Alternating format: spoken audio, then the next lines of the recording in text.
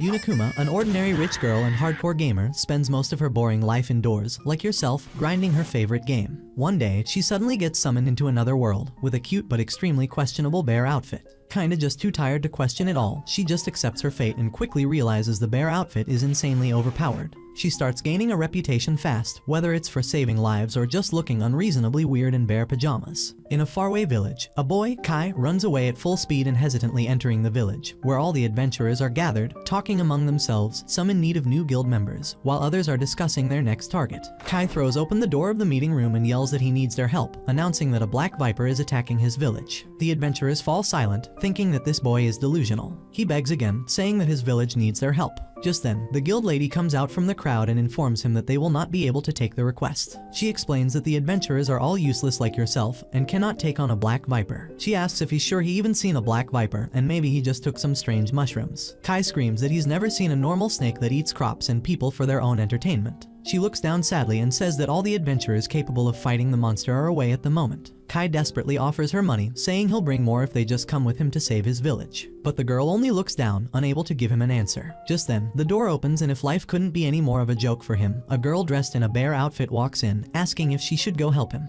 She introduces herself as Yuna. Meanwhile, in another world, Yuna is putting on her virtual mask and turns on the game. Kai reluctantly looks at her, asking if she's mocking him. There's no way someone in that questionable costume could fight a black viper. The guild lady also warns Yuna that black vipers are 50 kilometers tall and extremely dangerous. However, Yuna, not caring about this little brat's gibberish, asks if the village is far from Cremonia. The girl tells her it would take a day and a half by horse. Yuna calmly assures them that she'll go scouting in order to save the village. As she makes her way outside, Kai figures out if she's going to get off anyways, he may as well come along to guide her to it. Yuna summons her bears Kumairu and Kumu, surprising them, since bears are rumored to be the strongest but not tameable, then hops onto one and tells Kai to get on top. She reassures him that the bears aren't dangerous. Yuna tells him to show her the way, and Kai tries hard to balance on the bear while giving her directions. They follow the path and stop along the way to rest. Yuna suggests he sleep, but Kai says that reaching the village is more important, then apologizes for what he said back at the guild. He says he's sure she's an amazing adventurer and that it doesn't matter if he collapses, as long as they reach the village on time. Yuna quietly thinks about how strong kids in this world are. They finally reach the village. Kai starts yelling that he brought help, but Yuna stops him from saying too much, telling him that people are probably hiding in their homes. He rushes into his house, calling for his mom and dad. His dad is relieved that he's safe and asks about the woman. Just then, his mother breaks into coughs. Kai tells Yuna that his mother hasn't been able to rest and is getting worse. He informs his father that he brought an adventurer, but his father judges Yuna by her outfit. Kai explains that all the high rankers were gone. His father tells him that those who tried to escape were eaten. He then turns to Yuna and asks what she's doing here. Yuna says she's here to gather information. His father mocks her confidence, but Yuna calmly asks what he knows about the black viper. He tells her how it slithers around town, eats people, and reacts to loud noises. Yuna says she'll go to the nest to look for further clues and bids them farewell. His father asks if she's serious. She tells him that if things go bad, they can use her as bait and run away. Kai runs after her, apologizing for his father. She assures him that she just wants good kids like him to be rewarded. With that, she reaches the nest and sends her bears away. She follows the trail, thinking how a creature that big shouldn't have any place to hide. That means there's only one option. Just then, the ground trembles beneath her and a rock explodes. She smiles, saying she's finally found it. The black snake tries to bite her, but she dodges and launches an attack. When her initial attack fails, she switches to the next, but the snake throws her away. She analyzes the creature and realizes the problem is its skin. It's resistant to both magic and physical attacks. She considers using her trump card. She jumps straight toward the snake's mouth, thinking that if it can't be hurt from the outside, she'll go from within, but the snake dodges again.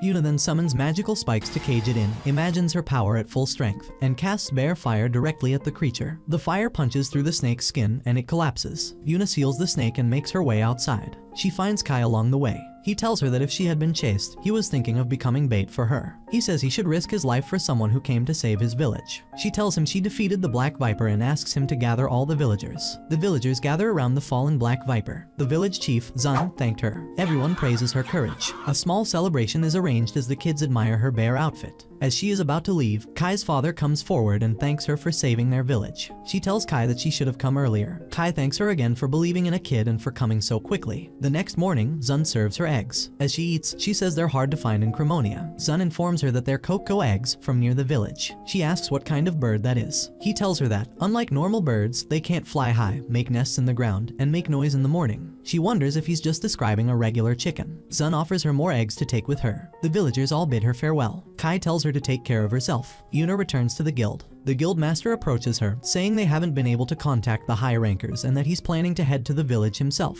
Yuna casually tells him she already defeated the Black Viper, leaving everyone in shock. Then she shows them the proof. Later, Yuna gets up to buy and sell new items, trying to increase her account balance. Her grandpa calls her. She tells him that she doesn't want to go to school and that she gave her parents money for their vacation. Her grandpa tells her to come visit them soon. Yuna flops back onto her bed, ready to enjoy the game again for a change of mood. The first VRMMO World Fantasy Online, where you can experience fantasy like it's reality, and the year since the game went online, Yuna had become addicted to it. She gets online, entering the game.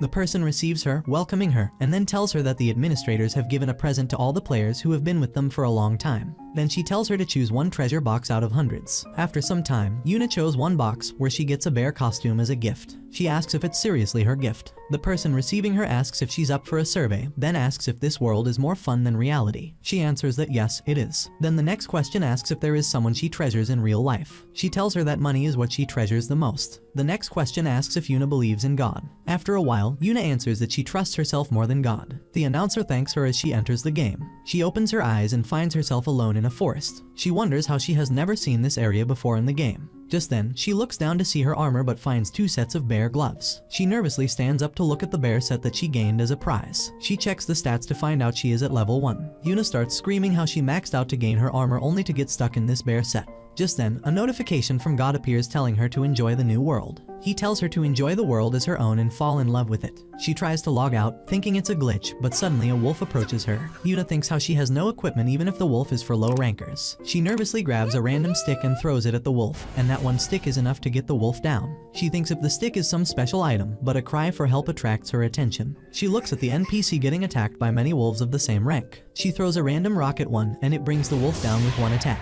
She thinks how she didn't even use that much force. She then approaches the NPC as the girl asks if Yuna is here to eat her since she is in a bear costume. Yuna takes her hood down and introduces herself to Fina. She thanks her for saving her life as Yuna smiles. Fina tells her that she left the town to grab herbs since her mother is sick and she doesn't have enough money to buy them. Yuna asks her to guide her to the town, thinking maybe there are other players in the town. Fina tells her to do something with the wolf since it will go to waste. She suggests that Yuna should dismantle it and sell the meat to make mana gems. Fina helps her dismantle the wolf as Yuna watches her. Yuna wonders when the game made this update. Yuna checks her level upgrade to level 3 and sees she got new skills. She finds out about the timeless dimension inside one of her white gloves resembling a white bear. Fina shows her the stuff as Yuna stores it inside the white glove. Fina takes her to Cremonia. The guard tells her to give 1 silver penny if she does not have any identification.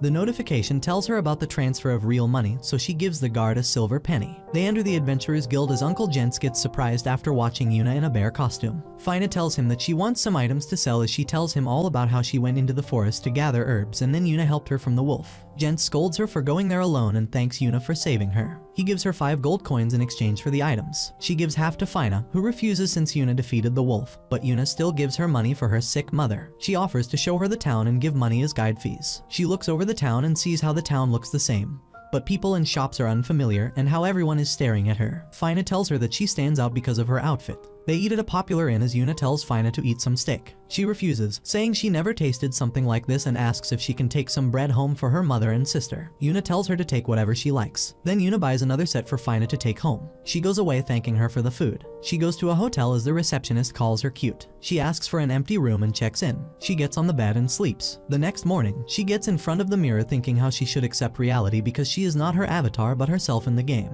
Then remembers the words of the person receiving her. She thinks about how she is not in a game but rather in a new world. She looks outside, thinking how nobody has tags on them indicating their status, then thinks how she doesn't have any reason to return to her old world and she should enjoy this rare chance. She goes into the forest and tries to use her new skills that she got after waking up. She starts roaming the new world and tests her new skills like fireball, water shoot, air cutter, and wall shield.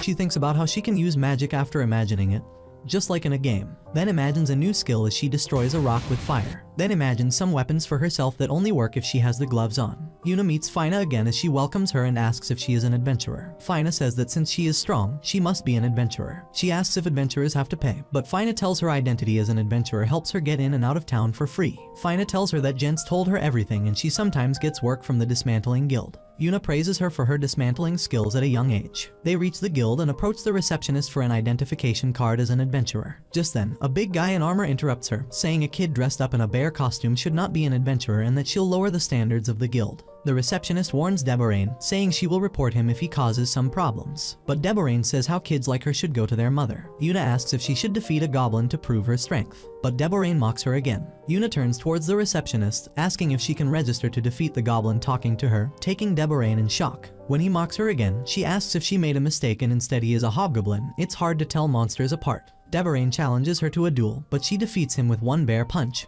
shocking everyone in the guild.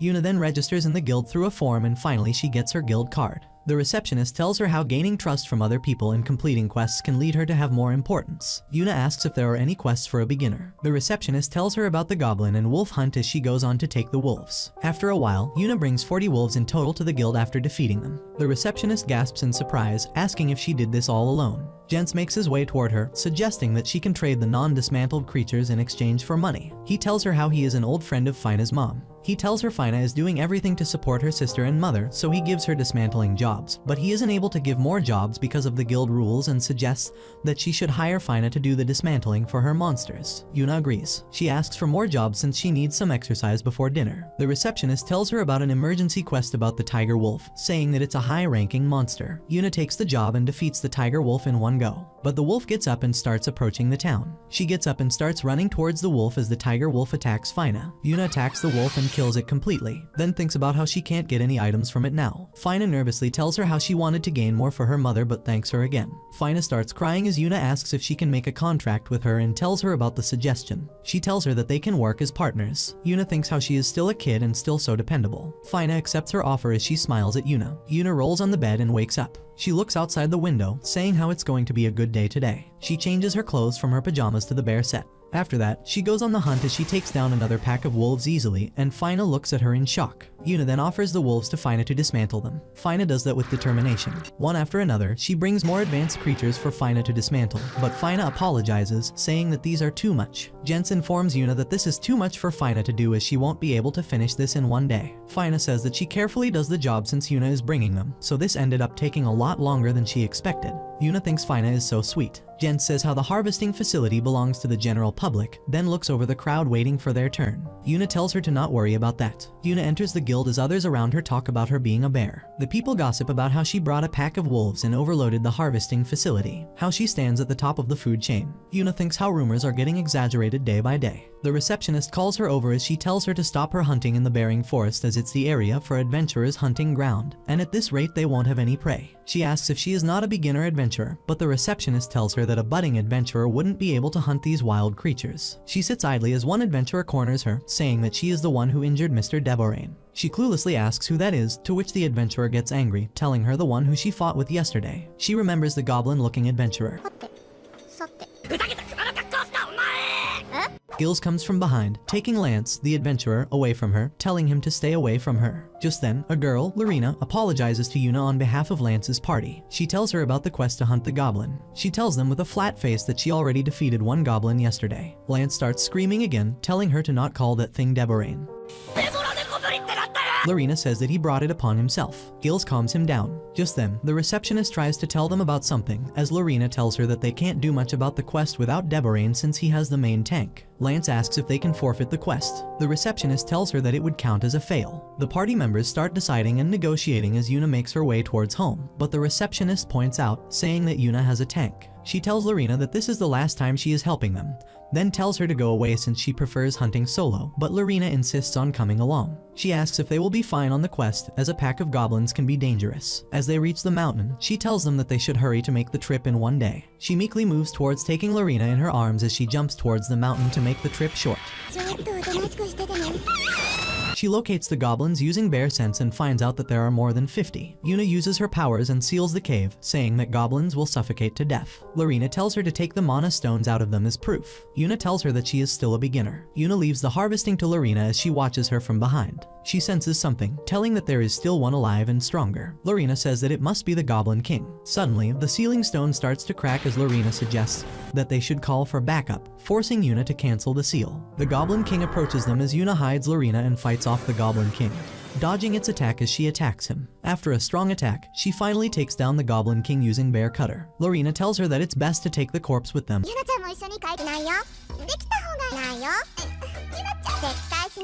as Yuna takes the corpse in her bear space. As they make their way inside the cave to hunt more goblins, they make their way outside after harvesting all the goblins. As Lorena comes outside, she finds Yuna sleeping in her makeshift room. Lorena wakes her up. Yuna cancels the home and says that they should go home now. Lorena says that she is tired. Yuna moves towards her with the same expression as her. She holds her up in her arms and runs towards the town. They show the Goblin King's corpse to the guild, shocking the whole guild. The receptionist examines the stones, announcing that the hunt was complete. She tells that she has nothing for the goblin and turns towards Lance, asking if she has more to prove her strength. She tells them that she has nothing to do with their party, but Lance stops her as he apologizes for his mistake. Yuna accepts their apology. She looks over her status board and summons the bear. Meanwhile, a black beast makes his way towards her as she gets on the beast and orders the beast to move and finds it fluffy. She comes along another wild creature as she gets ready to fight it, but the summoned bear comes in front of her and fights the wild creature. She summons another one. This one turns out to be white, but this one starts sulking. She starts explaining to him, saying she didn't mean to ignore him. She makes her way home on the white bear to make it stop sulking. She names the bears and tells Fina about them. Fina moves towards them to touch them, finding them cute. Yuna thinks about how she feels like an elder sister to Fina. They rest after a full day of harvesting. They move towards the merchant guild. She asks to rent some land. She tells her all about the lands and their prices. She settles on the land as the receptionist asks if she is Yuna, the famous adventurer, then shows her appreciation as the merchant guild. Fina tells her how they sell their items to the merchant guild.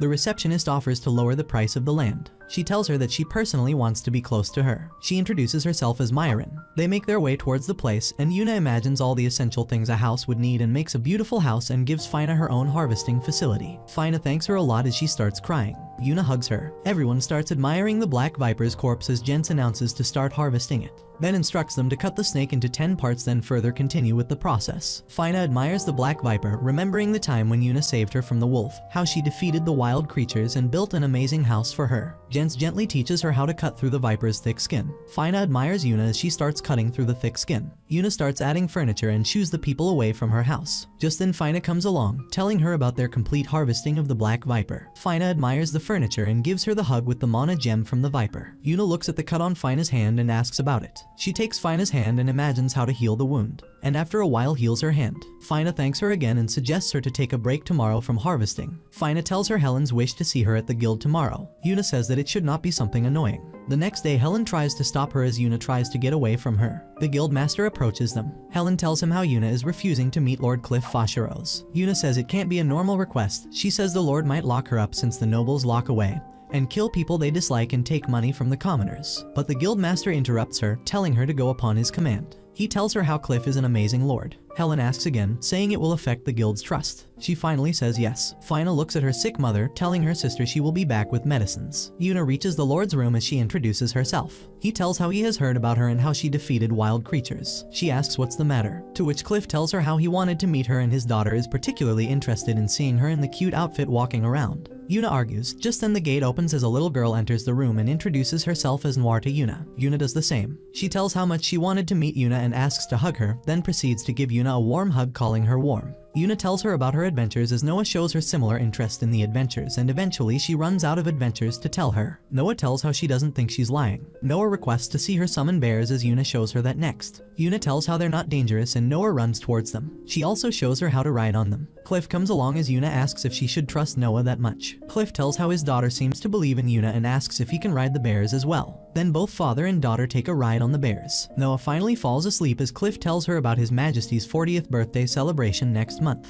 and asks if he could take the mana gem from the Black Viper to impress the king, and will compensate the amount, but Yuna refuses, saying that she likes to hold it for a while, then offers the sword she took from the Goblin King and gives it to him. Cliff says how it's a rare item and asks for the price. Yuna thinks for a while then says that she would give the sword for free in exchange for a favor. She tells him to help in case she finds herself in something troublesome. Cliff asks if that is all she wants, then promises her to help whenever she needs it. Fina runs along the streets to help her mother. Yuna tries to leave as Noah asks if she could spend the night. Yuna promises to visit again and then makes her way to the town, but the rain starts to pour. She finds Fina on her doorstep. She approaches her, but Fina turns around saying that her mom is sick, saying that the medicine is not working and she does not know what to do. Yuna visits Fina's home and sees Tiermina, Fina's mother, in critical condition. Jens comes along telling that he couldn't find some new medicine. The kids start crying seeing their mother in this condition. Yuna thinks how she can probably heal her with her magic, then concentrates on imagining how to heal her. She tries her spell on Tiermina as she opens her eyes, regaining consciousness, but then trembles in pain again. Yuna thinks about how the illness isn't fully gone. Tiermina gets up telling Yuna that she heard a lot about her from Fina, telling her to rest. She asks her children to come closer to her as she admires their faces, then apologizes, saying that she couldn't do much for them, telling them that she loves them a lot. Yuna watches the scene thinking how she cannot give up and tries her magic trick again, but it doesn't work much. Tiermina thanks Yuna for letting her see her children for the last time.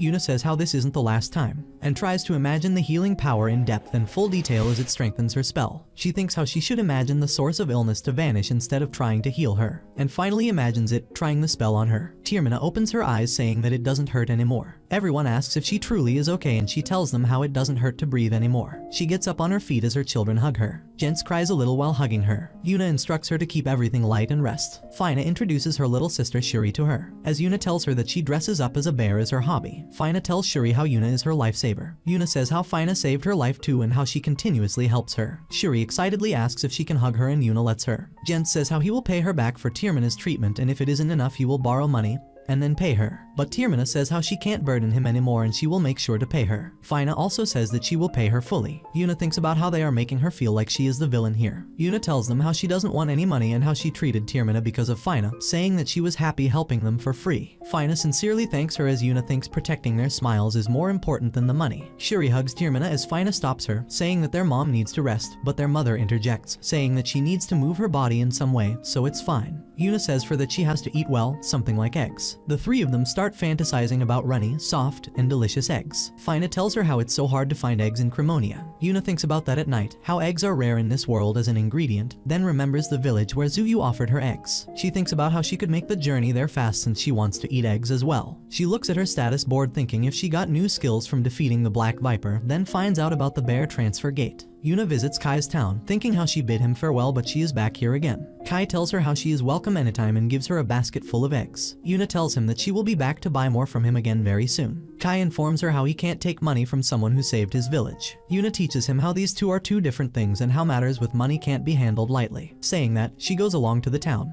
Kai notices how Yuna is going by her feet rather than her bears. Yuna enters a cave, saying how no people and monsters wander this area, and then activates her bear gate there. She opens the gate to her home in a second and greets Fina. Fina greets her back, showing the harvesting for today. Yuna praises her for improvement in Fina's skills and gives the basket of eggs to her as a little bonus. Fina refuses profusely, but Yuna insists, saying that her mother needs them for nutrition. Fina tells her that she can't accept something so expensive. Yuna tells how the expenses are because of its careful travel rather than the egg's actual price, and since there was no transportation involved, these are free. Yuna shows the gate to Fina as they enter the part of town in a second. Fina gets surprised. Yuna tells how she can go anywhere just by imagining the place where she wants to go. The only annoying part is that she has to install the gate first. She asks if Fina knows any instant transportation spells. Fina refuses, saying this is the first time she is seeing this type of magic. Yuna instructs her to stay quiet since she is the only one who knows about this trick. Yuna wanders around the town, thinking of all the ingredients she still hasn't found here, like rice and soy sauce. She buys the regular from one vendor. Her gaze travels to the children looking sad, standing in a corner. She asks about them from the vendor, as the vendor lady tells her about these children being orphans from the outskirts of the town and how they come here often for customers' leftovers. She asks if the town doesn't help them with money and food.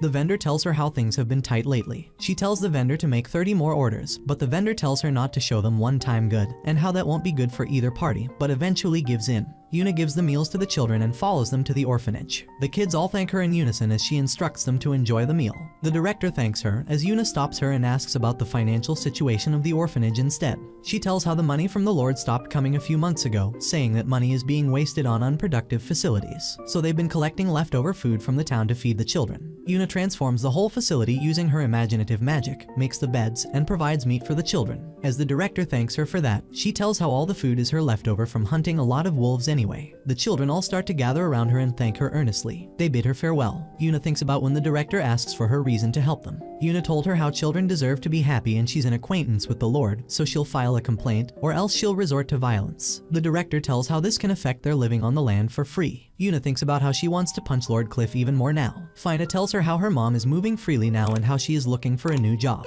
Fina tells how it could be helpful if everyone in the town would be able to buy eggs. Just then, an idea pops in Yuna's head. Yuna immediately goes and buys some land and accommodates the chickens from Kai's village to Cremonia. The next day, Yuna brings Tiermina along where she had made a home for chickens. She tells how she is bringing them news of a new job at Hello Work. She tells the children to take care of the birds and how the children should make them happy and look after them properly. The director asks if she is trying to run the orphanage by making profits from selling eggs, and Yuna tells how raising them will increase their population day by day. Tiermina asks what they would do if the prices go down. Yuna tells her how it is a huge advantage for the orphanage that way. She leaves the rest of the orphanage as the children all promise her to take care of the chickens to save their orphanage. The director thanks her as she makes Tiermina the representative and tells them to ask her if something is wrong. She says that Tiermina will be perfect for the job. As time goes by, Yuna builds a better home and coop for the chickens as eggs get sold at a rapid speed and children look after them. The town now enjoys the luxury of eggs. Yuna agrees to meet Lord Cliff as he asks the heavy question as to why she is not selling eggs to his family. He tells her that he confirmed from the merchant guild that Yuna told them to not sell eggs to the family directly. Yuna tells him that because the orphanage is producing the eggs, and because he stopped helping the orphanage because of his selfish reasons, she instructed them to not sell the eggs to him, saying that she will never forgive him for doing such things. She tells how the children had to suffer in the streets and look for leftovers, and now eggs are helping them, and now Cliff is here to ask for his share. That surprises Cliff as he tells her to wait, but Yuna doesn't listen. Cliff goes back, apologizing, saying they will meet some other day. Cliff orders his servant to look into what is happening with the orphanage's funds quickly and find the person who made him look evil. They locate the person named Ence Roland who has been embezzling funds for the orphanage. It also appears that many funds from the town sectors are being embezzled. Cliff says how he should have paid more attention and how this is all his fault, and orders to bring Ence to him. Ence appears, pretending that everything is normal. Cliff tells him to stop saying empty words and asks about his embezzlement. Ence says how the orphanage is making way more than before, so they should be fine if they don't get the money, and it would be helpful if he gets even a bigger budget. Cliff tells how he is finding evidence of his crimes in his mansion. Ence starts bad-mouthing him as Cliff resorts to violence. Cliff personally goes to the orphanage, making them aware of the whole situation about the embezzlement of the facility's funds, and apologizes. He promises that something like this would never happen again. The director tells how they no longer need any funds from him and how Yuna has helped them enough. He also thanks Yuna, saying that he will take care of the building renovation. Yuna rolls in her bed thinking how she made Cliff look evil in front of his people without further research, and how embarrassed she is. Fina makes her understand how she helped the children and townspeople to have eggs. Jens finally asks Tiermina to marry him, promising that he would do anything in his power to support and protect the Tree of Tem. After a second, Tiermina says yes as Fina and Shuri come tumbling along from the door, listening to their conversation and hug their mom. Yuna also congratulates the new couple as Jens also promises her to take care of them. Yuna sits at her home thinking how it's such a good thing to have Jens protecting them. Just then, Fina comes bursting through the door saying that Tiermina is breaking up with Jens. She tells about their fight from the morning when Tiermina tells Jens to not put a lot of ketchup on his egg even if it's to his liking, just like he puts a lot of butter in his steak. She says how his negative habits can also affect her girls in a negative way. Jens also argues, saying how she should be able to handle his habits and how she also puts honey in her toast. Tiermina argues that she's just thinking about his health and if they're going to be like this then they should think about this situation. Yuna assures Fina saying they've known each other for a long time since they've been adventurers for a long time so they should be fine. Fina still tells her about the snow crystal that they found in their young years and if they could find that, they would be able to make them remember their old days. Yuna asks to bring Shuri along as well. As they make their way towards the forest with Shuri and Yuna on Kumaeru and Kumakyo, Shuri embraces all the challenges with her childish habits as Fina looks after her. Yuna thinks how Shuri is much braver than Fina at such a young age. Shuri also helps Fina to go through a broken bridge as Yuna thinks how close they are as siblings. Once they reach the place, they find it all green without any snow. The sisters, determined to find the crystal, try their best to find the crystal, but when the sun goes down, Fina calls out to Shuri that it's time to go home without the crystal. Shuri says that she will look for it one more time but instead finds an injured bird with bright blue color jumbled in vines. Fina helps Shuri to let the bird get out as the bird flies, leaving one of its feathers as a gift for Shuri. Fina suggests that she should give the feather as a present for Jens and their mom. Once they reach the home, they look from the window how both adults are still not talking, but once they get inside, they greet them and ask where they've been gone. The kids ask if they're still fighting, to which the adults just laugh. Shuri gives them the feather as Tiermina starts tearing up. telling them how Roy, their father, had the feather as his luck charm and wore this as an accessory. Gents says how Roy gave their blessing and assured the girls. He hugs them, promising to take care of his health and his family's health. Yuna shows the girls how to make pudding using eggs as they ponder over how eggs can be used in both sweet and savory dishes. Yuna appreciates their efforts as the girls enjoy a full day with Yuna. Fina tells them how she wants to go explore the world even more, like she did today with Shuri, and one day they could be like their parents. The next day, Yuna distributes the extra pudding that she made to the whole town, also giving them to Noah as Cliff asks for her favor to tag along with Noah to the capital. By the time Yuna arrives at Noah's place along with Fina, Noah is already waiting for her outside the house. Cliff tells Yuna about Noah's excitement, which makes her shy, and he laughs about it. Before leaving for his work, he entrusts Noah to Yuna for her safe arrival to the royal capital, and Yuna assures him of that. Cliff notices Fina and asks about her, to which Yuna asks if it's okay for her to come along. Cliff permits, but Noah steps towards Fina and tells her that she is not going to lose the bear to Fina. However, as they get along, Noah realizes there are two bears, so she and Fina get on Kumeuru, and Yuna gets on Kumakyu. Noah and Fina get along with each other pretty well along the way, and they ask each other and Kumeuru to take care of them. On their way, they come across 3 wolves, whom Yuna knocks down using her powers, and Fina takes on the duty to harvest them later. Noah gets surprised at the word harvest and asks about how they know each other. Yuna and Fina tell her how the two of them have saved each other in the woods at some point, so Fina helps Yuna harvest the monster after Yuna has defeated it. When Noah finds out that the two of them are close friends and Fina has been to several places with Kumaruyu and Kumakyu, she's devastated and tells Fina that she's her bear rival. As they resume their journey, Noah tells Fina about her mother and sister living in the royal capital, and asks if she has ever been there. When Fina affirms, Noah tells her about it being lively on His Majesty's birthday celebration. Soon they arrive at a place, and Yuna asks Kumeuru and Kumakyu to stop and rest there. Noah asks if they're pitching tents, but Yuna conjures up a travel-sized bear house and tells Noah to keep it a secret. Yuna prepares them hamburg steak, which Noah loves a bit too much. Noah and Fina ask Yuna to teach them the recipe too, so she promises to do so. The next day, they encounter monsters attacking a carriage, so Yuna kills the monsters. The old man and the girl thank Yuna and feel confused by her clothes. Noah runs over to them and introduces the man as Count Gran Faringram and the girl as his granddaughter, Miss A, and introduces Yuna as her escort. After knowing that they're all going to the royal capital, Count Gran asks Yuna to let them come along, and he'll pay for escort services. She asks about Count Gran's own escorts, to which he replies that it's better to be careful since there's an unusual appearance of monsters here. Yuna puts it up to Noah to decide, and she agrees to Missa and Count Gran coming along. They arrive at the bear capital, and people are astonished to see bears. Nissa and Count Gran go their way after thanking Yuna, and as soon as the 3 of them step inside the boundary of the palace, Noah's mother runs over to her. They all get inside, and Noah's mother introduces herself as Elilora, so Yuna and Fina introduce themselves too. Yuna conjures up the box of the sword of a goblin king and tells Elilora that Cliff asked her to give it to Elilora so she can present it as a gift to His Majesty. Yuna then hands Elilora a letter that tells her she needs to be careful around Yuna. When Elilora asks Yuna to tell about herself, Noah starts praising Yuna instead. Shia, Noah's sister, returns home from school, excited to see her sister, but when she sees Noah and her mother riding the bears and Yuna dressed as a bear, she gets scared.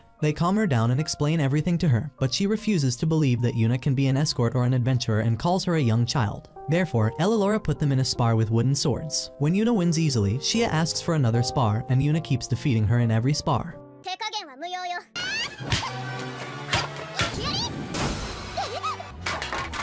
Shia finally accepts Yuna's strength, while Elilora asks Yuna of her age, which turns out to be 15. As Shia realizes that they're of the same age, Elilora tells her that she asked for the spar so she could help Shia get over her overconfidence. Yuna and Fina go out to explore the royal capital while Noah has to go and greet the other nobles. They feel bad about Noah missing out on the fun but decide to not ruin their moods and explore the place. After some time, Fina starts to get nauseous due to the increasing crowd, so Yuna suggests eating something. She smells some fresh bread in the air, so they grab some bread to eat, which they find so delicious that they decide to explore the market. Yuna buys a lot of potatoes and cheese, and they realize these aren't popular here. Fina says that because of the great celebration, merchants must have come from various places, and this made Yuna want to stay in the market for longer. Yuna makes hamburgers and French fries for dinner, and the family looks surprised. At first, Shia and Elilora refuse to eat it using their hands, but after seeing Fina's reaction, they eat it right away and find it quite delicious. Yuna realizes how she can even make pizza from the cheese.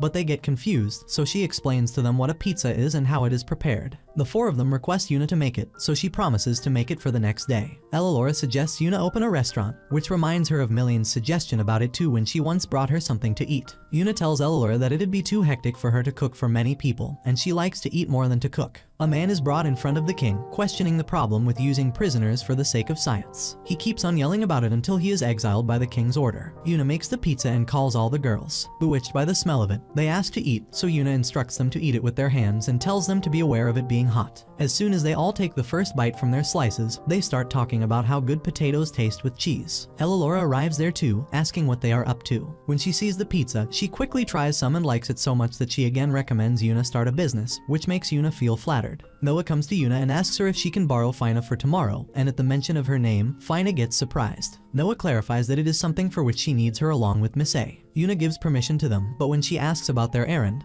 Noah claims it to be a secret. Yuna realizes that with the three of them gone for the errand and Shia for the academy, she'd be left alone. Elelora suggests she visit the castle in that case. Yuna arrives just outside the castle tower with Elelora and is already fascinated by its surreal beauty. She asks Elelora if it is fine for her to get inside being an outsider, so Elelora assures her it is fine since she is accompanied by Elelora. After Elelora informs the guests about Yuna's identity, they let them in. As they step inside, the maids and guards bow in respect to greet Elelora, which makes Yuna curious about her job there. Upon asking, Elelora replies that she gives orders to the commander of the knights, manages documents, and sometimes gives out advice to his majesty, and so on. She further tells about her wish to go back to Cliff and live with him. However, his majesty and the prime ministers do not let her go. Yuna realizes that Elelora is on an important post when suddenly a little girl happily runs to her and clings onto her leg, thinking she is an actual bear. Upon asking, Yuna gets to know that she is Princess Flora, so when Flora says she wants to show Yuna around the castle, Yuna panics, saying they cannot make a princess do that for them, but Flora almost cries, so Yuna agrees to it. Yuna and Flora spend the day together doing various activities along with Elelora until Yuna starts missing the girls. Missa and Noah befriend Fina along their way to their destination. After they arrive there, Noah receives the box of Miss Bear Fan Club, which she's requested, and they all take one card. Noah becomes the president while Fina becomes the vice president. Noah then announces that they should share all information about the Kumeuru and Kumakyu and instructs them to keep the fan club a secret from Yuna. Yuna returns to Fina's place and sees Shia practicing hard with the sword to improve her skills, so she offers to be her sparring partner, but she tells her to be there for her later when she's ready. Yuna then walks inside the house and witnesses the three girls having their fan club meeting, so she asks them about it, but Noah quickly hides the papers. Yuna visits the market the next day with Noah and Fina, where they come across rumors of people getting injured near the northern forest. One of the merchants tells the girls about such increasing incidents, which reminds Yuna of the attack on Miss A's carriage. Noah gets worried about her father arriving later in the day through that passage, so Yuna offers to escort him and heads off. Elelora goes to the king and requests to inspect the forest due to such a rising incidents. Suddenly, a hooded person forcefully enters the king's room and introduces himself as Gulzam, a person who was exiled from the kingdom. He then confesses to being behind the monster attacks in the forest and claims it to be revenge against the king, saying there are about 10,000 such monsters under his control through magic. After he disappears, the king tells Elelora that Gulzam was a royal magician who sacrificed criminals for his research. He then orders her to contact the master of the Adventurers Guild, Sanya. Upon arriving at the forest, Yuna finds a lot of monsters in the area, so she decides to kill them all. Sanya, while examining the forest remotely through an eagle, informs the king about a fast-moving bear riding another bear in the forest. Yuna, along with Kumakyu and Kumeuru, defeats all the monsters until Gulzam appears in front of them. After lashing out at Yuna verbally, Gulzam falls to the ground spitting blood. Sanya informs us that the magic he used was a forbidden one, which has cost him his life.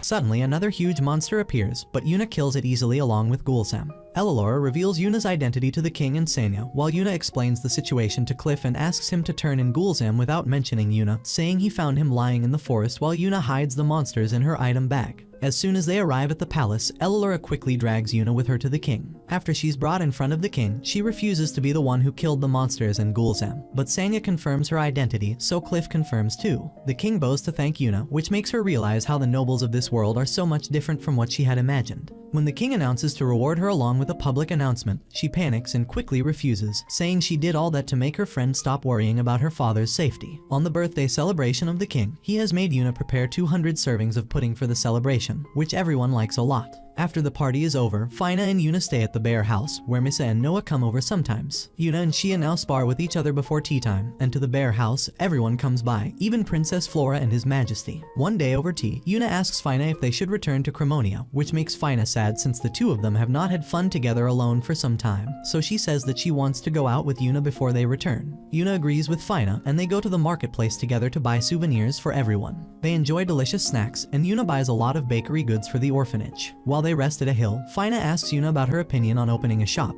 to which Yuna replies that it would be too troublesome for her to cook a large amount every day even though she likes to cook. In addition to that, she is afraid that she won't be able to go on adventures after opening a shop. This makes Fina realize that she'd also lose her harvesting job, so she agrees with Yuna's decision. After getting hungry, they head to the bakery they got bread from a few days back. After getting there, they discover that the shop has permanently shut down, which makes them surprised. The shop owner, Morin, walks out, and upon getting asked, she tells about how she failed to pay back her debt, which she took from a shady place, and is losing the shop. While the woman is telling about how she even lost her husband to overwork in order to pay the debt, her daughter, Karin, storms out of the shop, saying she won't let the shop go. Seeing their situation, Yuna gets an idea and calls them over to the bear house. Morin and Karin prepare pizzas, pudding, and hamburgers with the recipe provided by Yuna. They all take bites from their food and find it extremely delicious, while Fina gets surprised at how their cooking tastes even tastier than Yuna's. Thus, Yuna offers Morin and Karin to work in her shop. Morin seems to hesitate at first due to lack of trust, but when Yuna gives them the bag of gold coins for travel and preparation costs,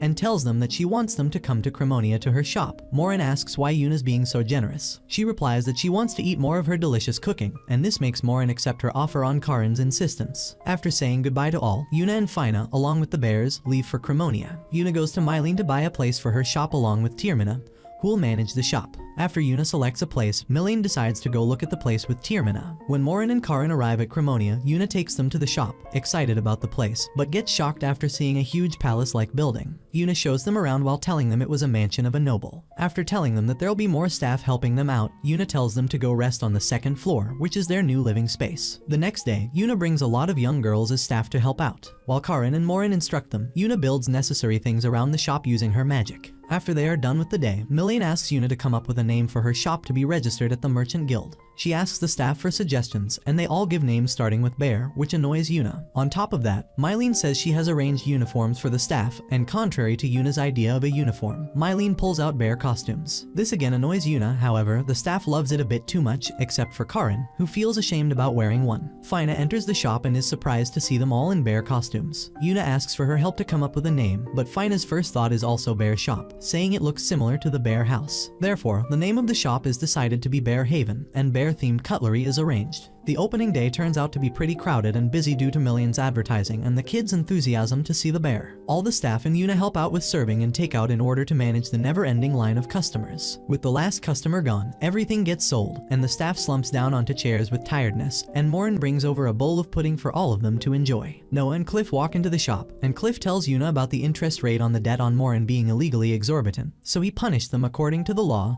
and hands Yuna the loan documents. Yuna shows it to Morin and Karin, telling them they can reopen a shop in the royal capital, but they seem to be worried about this shop. Yuna assures that she'll find someone else for this place, but Morin and Karin decide to stay here to serve the customers, saying this place is as precious to them as the previous one was. At night, Yuna stands outside the bear house and thinks about the nice people she has met in this world and all the friends she has made along the way. She wakes up happily in the morning, and after having breakfast, she walks out of her house. People are happy to see her around, and while waving to them along her way, she arrives at the Adventurers Guild to get a new quest for the day. Fina sits quietly in her room, the wooden floor beneath her feet cool to the touch. The gentle ticking of a nearby clock is the only sound in the stillness until her phone buzzes to life. She picks it up with a small smile. Yuna is calling. Her voice brings a bit of warmth, even though she's far away, traversing a snowy mountain pass. Fina listens with concern as Yuna describes the storm, but the confidence in her tone is enough to settle Fina's nerves. Yuna had been thinking a lot lately about everything this new world had offered: magical beasts, thrilling quests, good friends, and wonderful food. But she realized something was missing: seafood. Not dried or preserved, but fresh, ocean-caught seafood. Driven by this craving, she inquired about nearby port towns. One name came up: Milila, a town not too far from Cremonia but isolated by a treacherous mountain path few dared to cross. Most wouldn't consider the journey in the dead of winter, but Yuna, accompanied by her loyal bears Kumeru and Kumaku, had no reason to hesitate. The snowstorm slowed her progress, but her resolve didn't waver. It was on this path that she came across a half-buried couple, frost clinging to their clothes, their bodies frail and near collapse. bears. Without hesitation, she rescued them and learned they were from Milula, returning from a failed attempt to find food in Cremonia. Their story painted a grim picture. Milula had once relied on the bounty of its rivers and ocean, but an aquatic monster had taken control of the waters. Fish became scarce, and only the most daring fishermen could attempt to catch. Most failed. Without consistent food supplies, many had left the town, while those who stayed behind were starving. No help had arrived from other towns, as Milula wasn't part of any formal alliance or trade route. It was as if they'd been forgotten. The couple asked Yuna to escort them back home. She agreed without hesitation. With the help of her bears, the journey through the snowy mountains was fast and safe. As they crossed the last ridge, a cold wind rolled down from the sea, and the fishing town of Milula came into view. But what should have been a lively coastal village looked more like a ghost town. Once they stepped through the gates, the full weight of the town's suffering hit Yuna. The streets were quiet, lined with people too tired to speak or move. Thin, hollow-eyed villagers wandered around slowly, bundled in worn clothes that did little to block out the cold.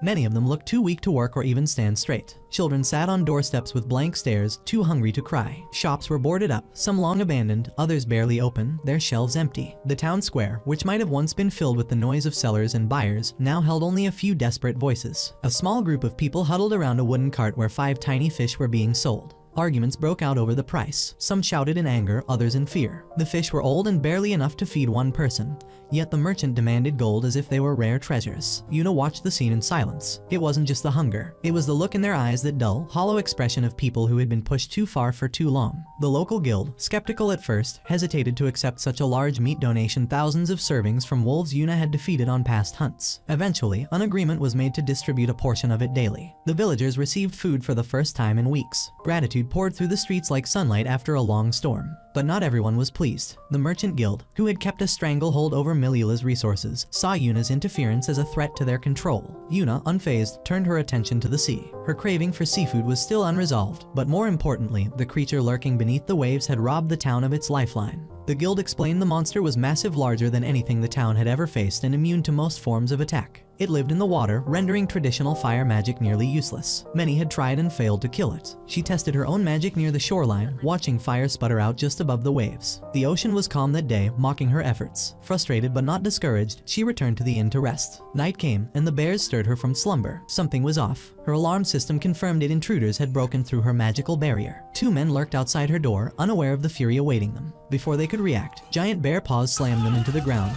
knocking them out cold. Yuna interrogated them swiftly. The intruders were part of a group known as the Band of Thieves, sent by someone within the Merchant Guild to steal her magical items. She extracted their hideout's location, and without waiting for dawn, stormed the place herself. The hideout turned out to be a seedy building near the edge of town. The thieves, lounging and laughing, never saw the storm coming. A single knock on the door was followed by an explosive burst of magic. Smoke and flame engulfed the area as the 2 bear familiars charged in, scattering the gang like frightened animals. Yuna cleared the hideout in minutes, leaving the place in ruins. The incident sent shockwaves through the town. Some feared retaliation, but the villagers, especially those who had received her help, began to believe real change was possible. The balance of power had shifted. Yuna knew this was only the beginning. The creature in the sea still loomed, and the merchants were far from defeated. But for now, Milula had hope kindled by a bear-clad girl who had come searching for seafood, only to find something more important waiting for her, people worth protecting. As she gazed out over the quiet ocean that evening, the scent of salt and wind in the air, she reflected on how far she'd come. And though the monster still waited in the deep, her determination burned hotter than ever. The next morning, pale sunlight filtered through the guild hall's tall windows as Yuna entered, her bears following silently. A line of exhausted men, members of the Band of Thieves, stood before the guild master, bound and subdued. Yuna's steps were steady, her exhaustion clear in the slight slump of her shoulders. She had spent the night chasing these men, preventing them from stealing the town's food. Their captured expressions reflected confusion and shame. Their presence was proof of the merchants' cruelty. Yuna had watched them plotting in the shadows, laughing about how they would smuggle supplies out of the town under the cover of darkness. When she had tracked them down, fatigue washed over her fully, but she refused to relent. By sunrise, their plans lay in ruins. The guildmaster moved among the prisoners, inspecting confiscated goods, noting empty sacks and stolen coins. Yuna lingered near the doorway, listening to the quiet discussion. Her exhaustion pulled at her eyelids. Even her bears looked ready to collapse. The master paused, then nodded at Yuna, gratitude clear in her eyes. Together, they turned the thieves over to the guards, their work drawing a line beneath the town's suffering. News of the thieves' capture reached the merchant's palace. The chief merchant panicked upon hearing that his band was in custody. In a frenzied scramble, he grabbed sacks from the storeroom, gold, spices, strong liquor, preparing to flee. Guards intercepted him by the exit, and soon he too was bound and led away. The guildmaster and the guards had the evidence of his plotting. The town's eyes followed as he was taken. Within the guild hall, murmurs of admiration arose. Yuna, still pale and fatigued, managed a small nod of acknowledgement. She retreated quietly, her muscles aching. Sleep was a promise she would soon claim. Later that morning, after a long, much-needed rest, Yuna emerged for a late breakfast at the inn. The chef awaited her, offering a simple meal, freshly caught fish, warm miso soup, and steamed rice with soy sauce. The humble plate seemed to glow in her hands. One taste and a single, silent tear escaped, merging gratitude with relief. Broken yet hopeful, she continued eating, savoring each bite and letting the comfort sink in. During her meal, Yuna's thoughts drifted to the kraken that terrorized the waters, the monster that deprived Milila of its livelihood. She envisioned strategies, floating barriers, baited traps, magical heat lines, anything to weaken the creature. Sleep deprived, she felt ideas falling apart in her mind.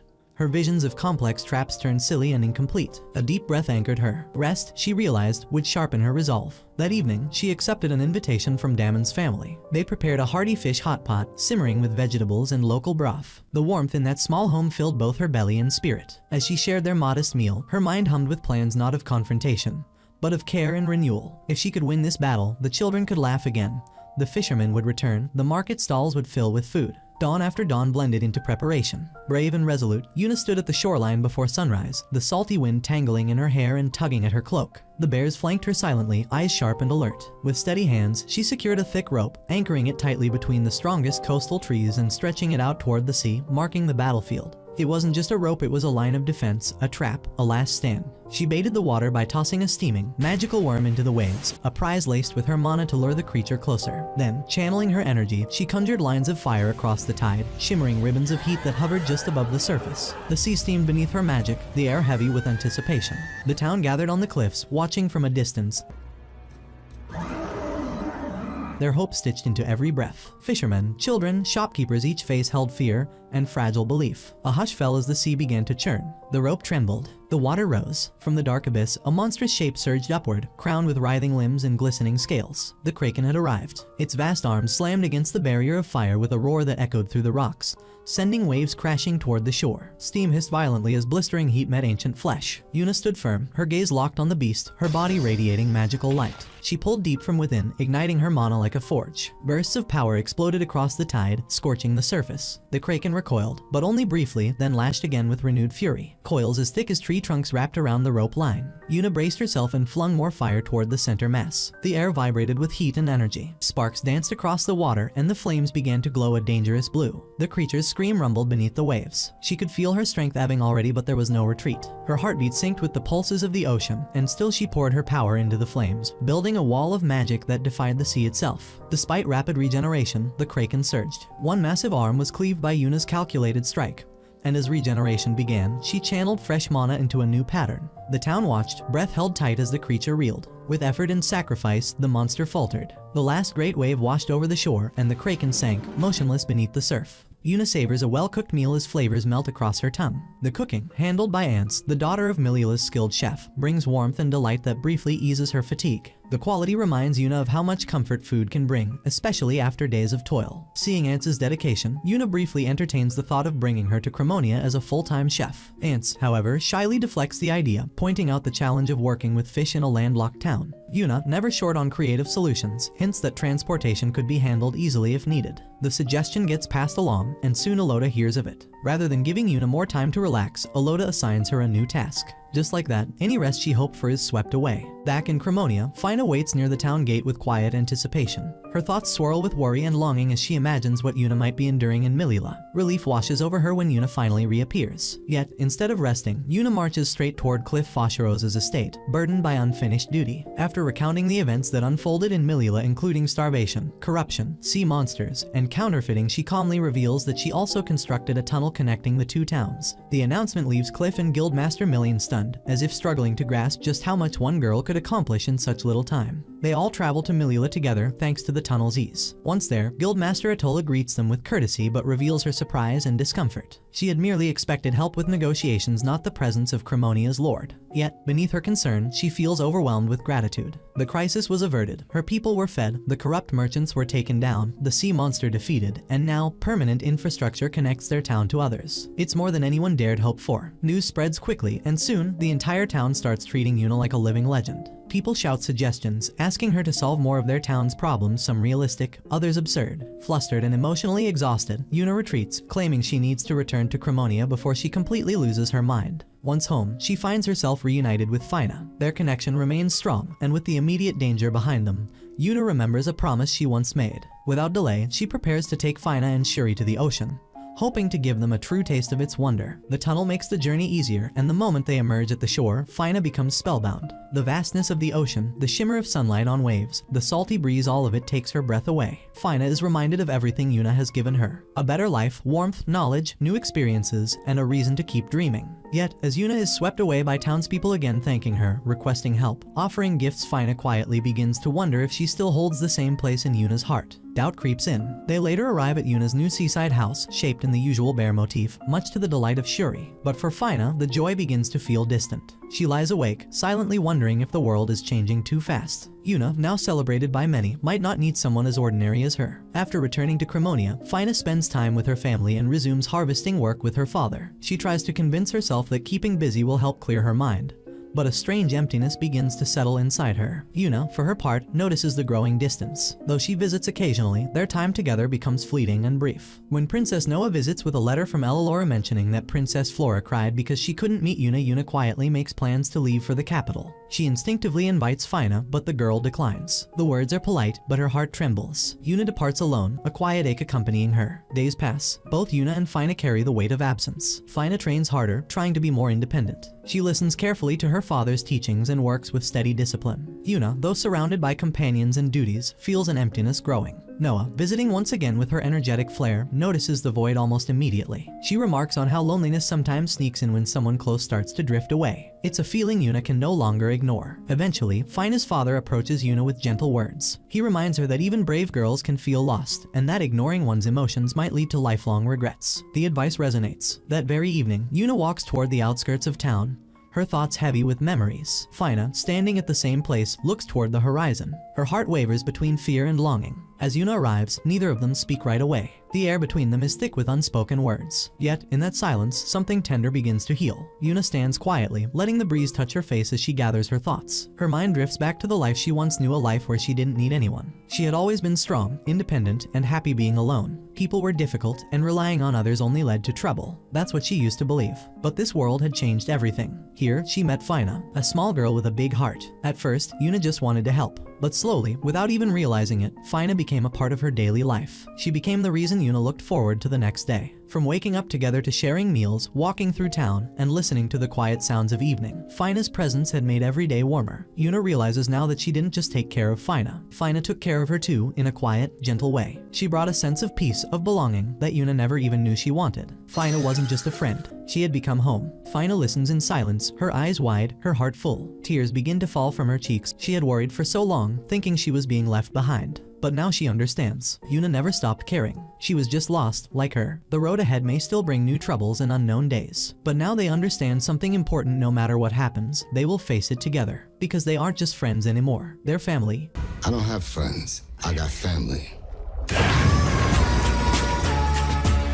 The next day, Yuna reads the first picture book she made for her little bears, as Fina goes out to the forest in order to get some herbs, but gets attacked by a monster on her way. Right when she thinks that her end is near, Yuna, in her bear costume, appears and saves the girl. Fina then explains her situation to the bear girl, so she carried Fina on her back, and once Fina was done collecting the herbs, Yuna even took her back to the town and left. When Kumiru and Kumakyu express their surprise over the story, Yuna reminds them about the time when they met Princess Flora in the royal capital, and reveals that the princess wanted to read the second part of the picture book. That's why the protagonist is trying to draw one. She further asks them to keep it a secret that she has modeled the main girl from town as Fina. However, right then, Fina enters the room, making Yuna nervous. Later, Yuna and Fina go out to their restaurant, Bearhaven, and enjoy some good and sweet food. Suddenly Shuri, Fina's younger sister, comes to their table and tells them that she's here with her mother. Along with her mother, Termina, the guild master of the merchant guild, Miss Mulane, also comes to their table, revealing that they can't make honey-included food anymore since honey prices have shot up. It is because a problem occurred at the source of their supply, and their trade has stopped. Since the honey-included items are quite popular, they can either raise their prices, or when asked about the actual reason, Miss Mulane explains that monsters have nested near the bee trees, the giant trees that thousands of bees make together. According to the bee tree's keeper, the monsters are orcs, and the request has also been submitted to the guild to take care of them. Thus, Yuna leaves for the Adventure Guild by herself. The receptionist Helen at the Adventurers Guild reveals to Yuna that no one has taken the quest of clearing the monsters by the bee tree, and it's because there is a horde of orcs and not just individuals. Considering the situation, Yuna goes to the bee tree with her bears and finds the place majestic until her gaze falls upon the orcs that are hogging all the honey. Suddenly, she notices two brown bears fighting against the orcs for their territory near the bee tree, but instead they get beaten up.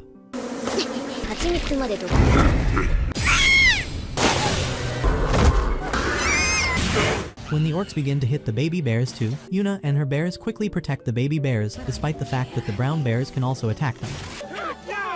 With that being the case, she uses her bear powers to hunt down the orcs. Once they're all down, she now wonders what to do about the bears. Nevertheless, upon Kumiru and Kumakyu's request, she heals the brown bears and politely asks them to stay away from the humans who'd come to collect the honey. Thus, they do as requested.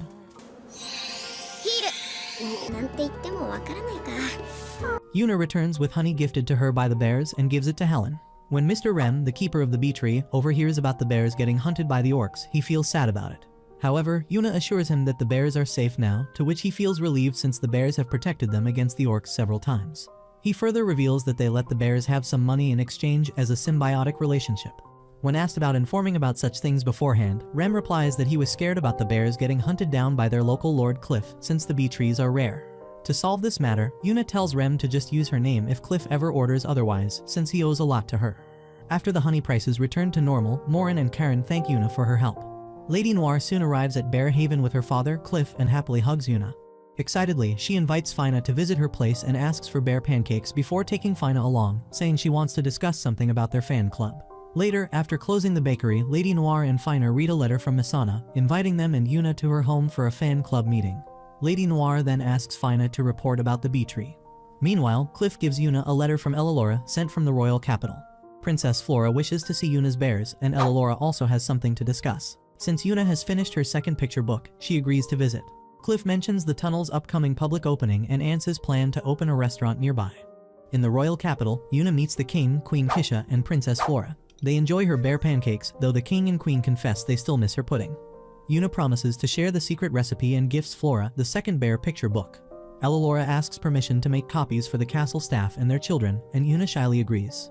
Yuna then gives Ellalora the pudding recipe but worries about the head chef's reaction. Ellalora reassures her and reveals her true reason. She wants Yuna to guard the Royal Academy's top students during training. After learning Shia will be there, Yuna accepts the task and returns home. The next morning, Fina wakes Yuna up for her new job at the royal capital, but Yuna doesn't want to escort the good-for-nothing kids of the nobles. Therefore, the bears and Fina work together to get Yuna out of the bed. At last, Yuna gets up and arrives at the royal capital, where she meets Shia after so long. After Shia thanks her for escorting them, Ellalora reminds Yuna that her job is to escort the students during their outdoor field training without intervening until the students are in danger. Moreover, she is asked to observe and report the unjustified behavior of the students. Before getting to her job, she gets to know that Ellalora hasn't informed the teachers and students that she's a bear and not a lady, but Ellalora insists that she wants to see how the children will react to it. Further, she asks Shia to pretend there as if she doesn't know Yuna and informs Yuna that it'll be a 4 to 5 day trip. When the protagonist asks if she can take her bears along, Ellalora refuses since it might make the students feel too safe, thinking that the bears will protect them. In that case, Yuna summons her bears in the form of cubs, thus, she allows them. After the discussion's done, Yuna heads off to the academy, despite feeling underconfident about having to be around the children of extreme nobles. From there, they head to the teacher's office, where he expresses his trust in Ellalora's judgment and introduces her to the students she'll be escorting. There are 4 students in the group of students, including Shia, whom Yuna will escort. First is a purple-haired energetic boy, Merix, who is the son of the captain of the knights. Second is a green-haired smart boy, Timal, who is the son of the prime minister, and the last one is Catalia, the daughter of the upper-class noble family. When Merix objects to having a bear Yuna escorting them, Catalia also joins in, and they begin to shout about how Yuna can be an adventurer.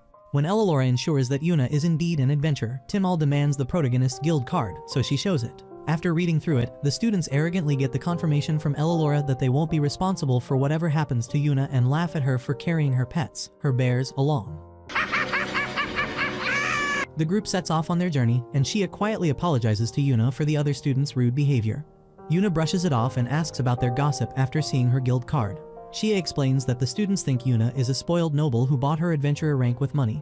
Soon after, Merrick's arrogantly warns Yuna not to interfere with their training or affect their scores. The students board the carriage, with Merrick's and Timol driving while Shia and Catalia play happily with Kumiru and Kumakiyo. Feeling jealous of their laughter, Merrick's declares they'll change drivers after leaving the royal capital.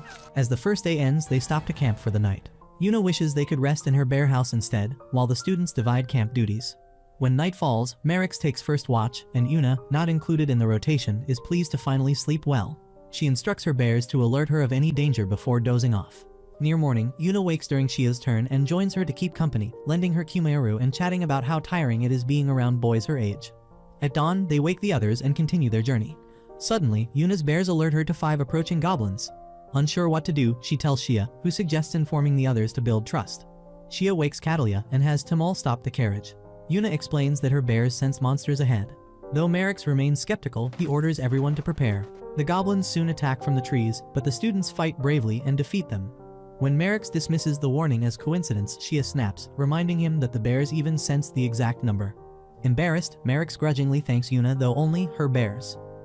Yuna, however, can't shake off how desperate the goblins seemed. They soon reach the village, where the villagers eye Yuna curiously, but the village head, Cabos, welcomes them warmly. Merrick's introduces himself and offers his goods to Cabos, who invites them all to stay at his home.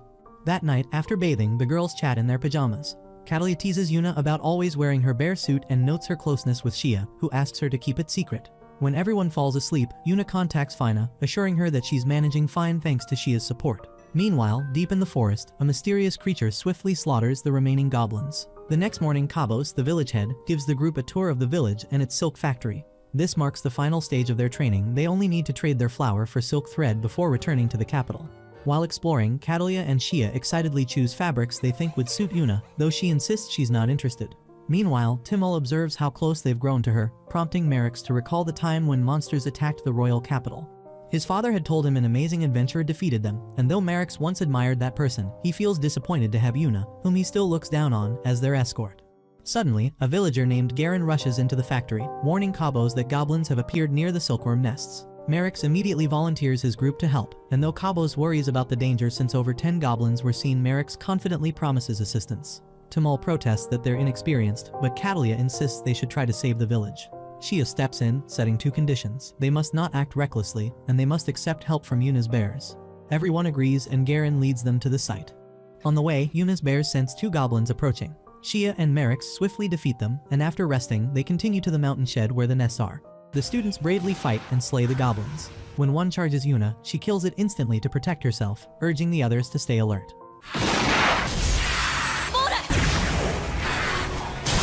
Eric's, noticing her quick reflexes, silently acknowledges her strength.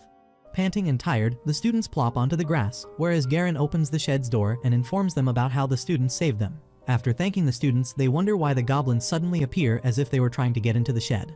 Suddenly, the bears squeal, and Yuna instructs them all to get away from the shed, but realizes it's too late now. Before the people could react, a giant black tiger monster attacked the shed and ate a villager. They realize that it is what the goblins were running from, and Merrick starts to blame himself for volunteering to fight the monsters and dragging everyone into this. He tells everyone to run away while he stays here as bait, saying he'll take responsibility for the situation, so Timol joins him too. Seeing the situation, Shia requests Yuna for help. Therefore, Yuna stops the boys and informs everyone that they're surrounded by many wolves who might follow them to the village. Being an adventurer, Yuna takes responsibility for the matter and orders her bears to protect them all from the wolves. The bears grow up to their original sizes and surround the people to protect them, whereas Yuna punches the black tiger when it attacks her. After Yuna starts to attack the black tiger, Merrick's realizes that her accusations about her credibility were all wrong. Shia then tells him about the adventures of Yuna, at which she gets angry at her for not revealing all that earlier. Right then, the tiger bites the protagonist's hand, but she shoots a fireball in its mouth, making it die instantly.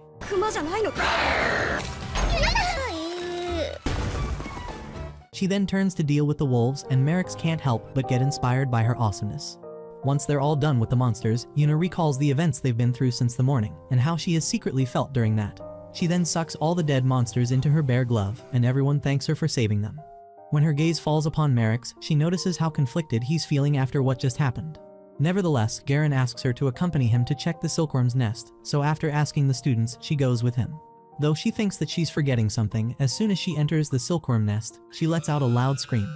Later, after returning to the village head's house, Catalia and Shia giggle at Yuna's expressions when she sees the silkworms. In her defense, she states that she didn't expect them to be monsters and so big. As they're talking, they hear a knock on the door. Turns out it's Merrick's and Timol, and they apologize to Yuna for underestimating her and making fun of her. Catalia also apologizes for her behavior, so Yuna just advises them not to make fun of others based on looks, and they all begin to laugh and talk about the trip. The group leaves the village the next morning and returns to the royal capital. After returning the carriage, they meet a boy named Jiguldo accompanied by 2 adventurers. When the adventurers look at Yuna, they're surprised to see her. One introduces himself as Jadon, claiming he's seen her in Cremonia, and the other introduces herself as Mel. The adventurers then claim that the escorting job was so easy since the students are obedient, and Yuna's group look away embarrassingly. Pointing at Yuna's dressing, Jiguldo calls it silly, but the whole group gets defensive over it. The group then visits the teacher's office, wearing striped pajamas and skirts under their uniform shirts. After Yuna reports to the teacher about the students' hands-on training, the students thank her for the guidance and express how inspired they are by her. From there, Ellalora takes Yuna with her and asks her to tell about the events of the trip. At first, Ellalora calls it a dangerous turn of events and mentions that students' scores can be deducted, but considering how considerate they were about each other, she let it slide. Yuna then reports about the students' strengths and weaknesses that she observed during the training and leaves the academy. However, she finds the 4 students of her group waiting for her outside the academy, and they insist on taking her out for a party as a gratitude gift. Without listening to her answer, they drag her along happily. Finally at night, Yuna returns to her bear house and tells Fina about whatever happened at the training, and Fina asks her to always take care of herself. Feeling content about having someone worry about her, the girl begins to eat the pudding. At the orphanage, a young girl named Sherry is carefully embroidering a bear face when her friends come in and ask what she's making. She proudly tells them it's a cushion for Yuna. Since it's late and the lights will soon go out, one friend lends her a lamp so she can finish her work. The next morning, Yuna happily learns that Miss Ants is coming to Cremonia, something she's been eagerly waiting for, especially because it means she'll soon be able to eat seafood anytime she wants.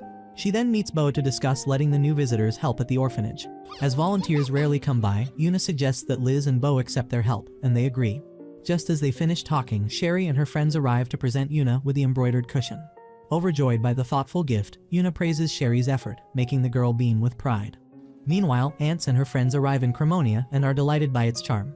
When they spot Bear Haven, they're eager to explore, but Ants reminds them to meet Yuna first. At the orphanage, Bo is telling Yuna about Sherry's embroidery skills when Ants and her group arrive. Yuna warmly welcomes them, introducing Bo as the orphanage director. When Ants' friends ask what to call Yuna, she insists they call her anything but Bear. Yuna then takes them to Bear Haven for volunteer work and dinner. The girls adore the adorable bear-themed cafe and enjoy the delicious food. After dinner, Ants realizes she hasn't booked an inn, but Yuna reveals she's already arranged accommodations at the same building where their future restaurant will be. The following day, Yuna introduces them to Miss Tirmina, who helps Ants prepare a supply list. Just as they finish, Miss Melaine arrives with great news. A ship from Wa has reached Milila's port, meaning rice is finally available. Excited, they decide to add rice dishes to the menu until Melaine unveils bear-themed uniforms she secretly had tailored to their exact sizes, leaving everyone stunned. Some of the girls object to wearing bear costumes, while one of them really loves the idea. Therefore, to solve the conflict, Yuna suggests wearing simple uniforms with a bear embroidered on them. When she shows the cushion gifted to her by Sherry as a reference, they find the idea convincing. Thus, to have such uniforms made, Miss Melaine gives Yuna the address of a shop to buy the necessary materials from. Sherry and her friend are cleaning the barn of chickens when Yuna approaches them. She informs Sherry about the plan and takes her to a tailor shop from where they'll have the uniforms made. On those uniforms, Sherry is requested to then embroider small bears since everyone loved her embroidery. Upon arriving at the tailor shop, they introduce themselves before giving Miss Melaine's reference. The 2 tailors, Naru and her husband Temaka, greet them and mention having heard about their request. When Yuna shows them the cushion as a sample for what they want to make, they inform her that the aprons are ready, so Sherry can use anything in their shop to embroider them. Sherry shyly looks around the shop in awe, and Temaka realizes that she's also interested in making clothes. Thus, he allows her to learn and make an apron if she wants to. When Sherry returns to the orphanage at night, she tells her friends about her experience at the tailor shop, and also about how pretty that place was. She also talks about how she has started learning to make aprons, and though there's too much to learn, she's going to do her best. Just like that, Sherry learns to make aprons under the supervision of Temaka and Naru, and also embroiders the small bear faces on the aprons. During the process, her friends also support her by helping her out with her other duties. In the meantime, Ants also completes the shopping for their restaurant. Seeing the beautiful work done by Sherry, Temaka even offers her an apprenticeship. Sherry takes the aprons to the restaurant building and has the girls try them. Upon wearing them, the girls get so happy that they promise to treat her to a feast when they open up. As they all laugh and giggle, Yuna notices the worried and sad expression on Sherry's face, so she asks about it. However, without answering, she just lets out a heavy sigh and leaves for her orphanage. Later, when she's gone, Yuna visits the orphanage to meet Sherry and finds her resting alone in her room. According to her friends, she's been staying up late at night for some days, but when Yuna talks to her, she hides her pain.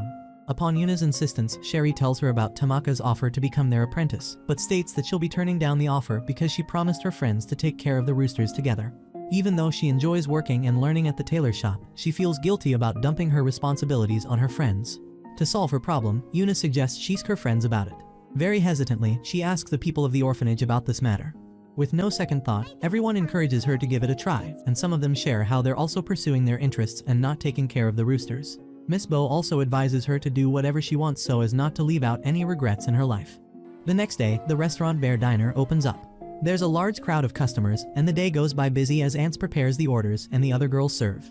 Just like that, everything from the orphanage to the tailor shop and the roosters at Cremonia gets managed with no problems. Once Yuna has made sure of everyone being happy, she relaxes and heads over to the guild. Yuna brings a black tiger for Fina to dismantle, but the girl hesitates, staring at the massive beast in confusion. Though her father once told her that dismantling a tiger is no different from a wolf, Fina admits she doesn't think she can do it. Yuna encourages her to try anyway, but Fina soon gives up, explaining that her iron knife can't cut through the thick hide. She suggests asking her father for help, but Yuna quickly dismisses the idea, imagining Fina's father swooping in like a heroic savior. Instead, she asks if Fina could manage it with better tools. Fina agrees and mentions the dwarf blacksmith, Gold. At Gold's shop, Yuna proudly announces that she defeated a black tiger, and Fina requests a steel knife. Gold teases her, saying she expected Yuna to be after Mithril since she once defeated a dragon. Yuna's eyes sparkle, asking eagerly if they have the legendary weapon of her dreams. Gold replies that they're out of Mithril because the mines have stopped supplying ore. She suggests that Yuna could get a Mithril weapon from her friend Gazel in the royal capital and writes her a letter of introduction. Ignoring Fina's protests, Yuna immediately teleports them there. In the capital, Yuna struggles to locate the blacksmith shop until she runs into Shia and her school friends, who guide her there. In return, Yuna rewards them with small bear plushies. At Gazel's shop, Yuna presents the letter, but Gazel explains that even the capital has no mithril due to a golem infestation in the mines. If they want more information, he suggests visiting the Adventurers Guild. At the guild, adventurers mock Yuna's bear outfit until she easily defeats one who challenges her. Their brawl is interrupted by Sanya, the guild master whom Yuna recognizes as the woman who stood beside the king. Sanya welcomes Yuna, joined by Eleanor, who explains that they share the same concern, the golems. Many adventurers sent to subdue the monsters have vanished, and the mines remain dangerous. When Yuna volunteers to defeat the golems, Eleanor gratefully accepts and offers to watch over Fina.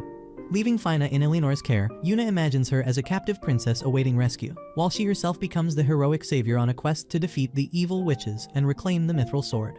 Amused by her own fantasy, Yuna heads toward the golem-infested mines, ready for battle. She reaches there expecting the same curious looks towards herself, but finds out that all the people in this city are gloomy and sad with no one batting an eye towards her. Yuna tries asking someone for directions, but no one replies to her. She runs into Jade and Mel, who introduce the other members of their party, a boy and a girl. Yuna notices the boy and thinks how much he resembles a playboy, while the girl is like a cold beauty. Mel tells her that they were sent by their guild to fight the golems. Yuna thinks about how this must be the party sent by the Adventure Guild from the royal capital. Jade asks if she would be able to join them. Yuna says that she would and asks for more details. They sit in some inn to go over the details as Jade tells her how this started when the miners found a golem when they were mining, and since then a huge number of golems have been appearing with no stopping sign. Yuna asks why they didn't just kill that golem, but Jade tells her that the golem's level is the hardest, and it's made out of iron, which is very hard to defeat. Jade asks if she has a place to stay and invites her to stay in her room, saying the three of them will share since Yuna is small and would be on her bed. Yuna tries to stop her, but Mel tells her that the inn had a lot of free rooms. Just then a very colorful party of rangers comes inside the inn. Yuna thinks of them as some warriors, but then they start making fun of her, which vanishes her thoughts. Yuna tries to fight them off, but Mel tells them to stop. The biggest one of them all tries to fight Mel and tells them that they defeated 3 iron golems today. Mel tells him that they also fought 3, so that makes them on equal level.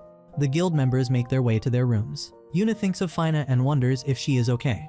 Fina, on the other hand, feels terrorized as Lady Eleanor and her kids play a beauty pageant with her, bringing new and colorful dresses towards her and playing with her. Fina looks at the expensive dresses, thinking how hard it would be for a stain to come off if she gets a stain on it, then thinks what if she rips off the clothing, then ponders how she does not have enough money to pay for the dresses.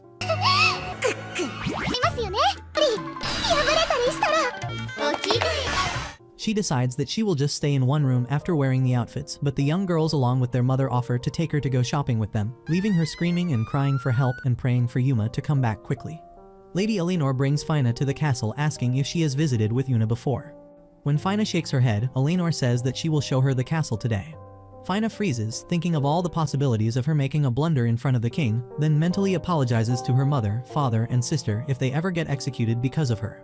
Yuna comes face to face with the iron golem as she sends them a punch. The bear resists her attack and sends a counterpunch. The bear sends a magic spell towards her as she breaks down on the ground trying to breathe. Yuna tries to take big breaths and jolts, waking up. She finds her 2 pet bears trying to suffocate her. She thinks that she's nervous because of the fight today, then thinks about Fina trying to live properly in the capital. She promises to take care of business here and return to Fina.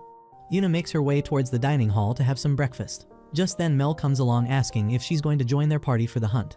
Before Yuna could say anything, Mel decides that she is joining them because Yuna looks like a cuddly bear rather than someone dangerous.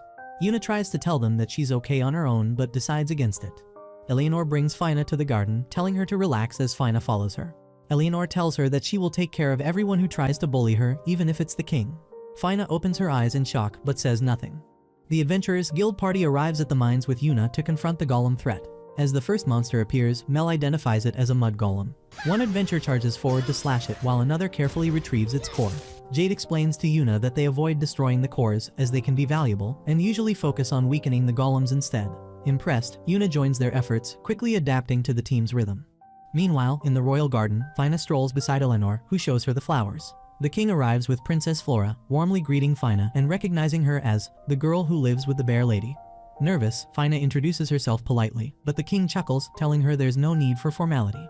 He recalls how Yuna once gave him a sharp look when he approached her, leading him to leave Flora in her care instead. He praises Yuna for helping the capital, and Fina realizes that Yuna has somehow charmed both the king and princess with ease. Back in the mines, the guild ventures deeper and encounters iron golems. Jade slashes through them using a mithril sword he once earned in battle, while Yuna defeats them effortlessly with a single Kuma punch, astonishing everyone. Jade warns the others to stay alert, joking that Yuna could crush them by accident if she overdoes it. Soon, the sound of clashing echoes from deeper within the cave. Barbold's team is struggling against a massive mithril golem, immune to both weapons and magic. Jade urges them to retreat, but Barbold stubbornly refuses. After a heated exchange, Jade agrees to cover for them if they die, and his team withdraws. Later, Barbold's group returns battered but alive, and the adventurers share drinks, deciding to leave the threat to the army. Yuna, however, slips away. Using her bear portal, she returns alone to the mine at dawn to test a new lightning spell. It easily destroys iron golems, but the mithril golem withstands it. Provoking it into a charge, Yuna traps it inside a collapsing passage and unleashes her full power, electrocuting its core until it shatters. Victorious, she hears the goddess's voice rewarding her with Kumamite for defeating the mithril golem, realizing too late that the goddess had caused the golem outbreak herself. Eleanor passes the tea to Fina as she stumbles to catch it, and the cup falls on the ground, staining the dress and the cup being damaged. Fina lets out a scream saying that she can't afford to repay them. Eleanor laughs, saying that it's not her problem since her children also like to play and get their clothes dirty all the time. She tells her to relax and gives her a new set of clothes, making Fina smile again. Eleanor tells her to sit and brings new pastries. Fina takes them and prays for the golems to die on their own and bring Yuna quickly to her. Yuna reaches the inn to find the guild members there. She sits with them looking drowsy and asks Mel to check since she has defeated all the golems. They ask if she is joking, but she tells them that she's serious. Jade tries to ask again when Barbold's team reaches the dining hall.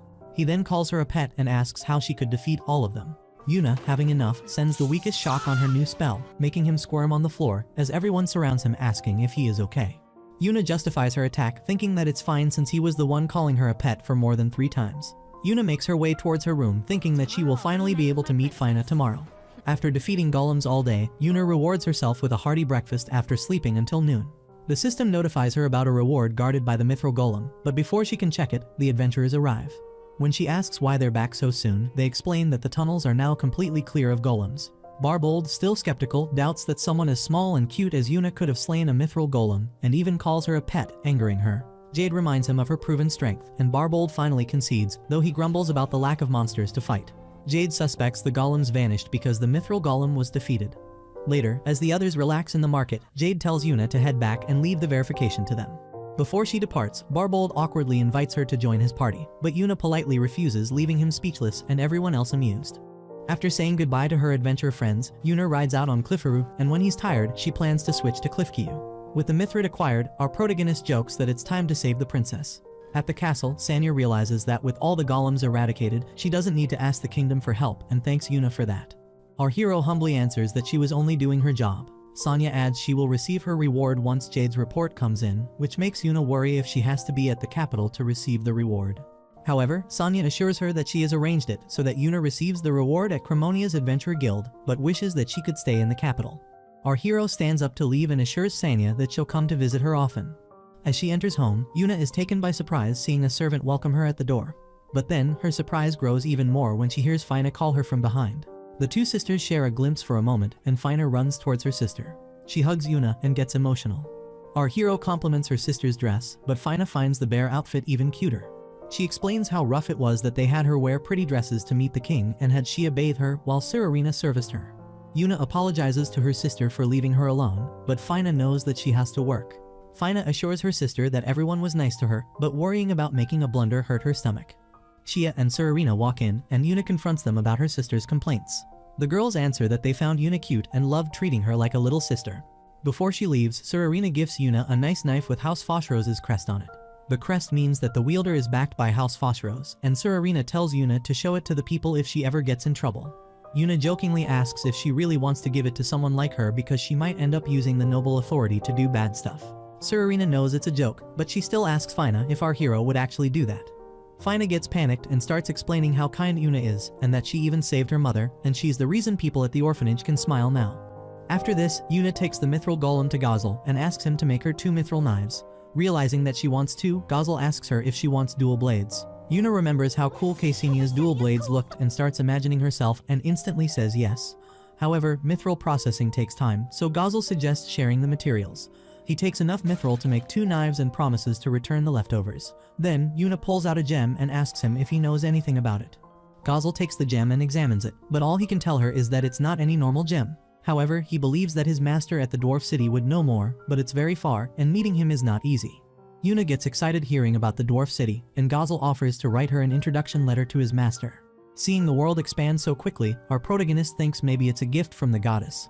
But when Gazel notices the iron mixed in mithril, she realizes that the goddess still isn't as generous. Our protagonist decides to check up on Morin's store, hoping that they might have returned.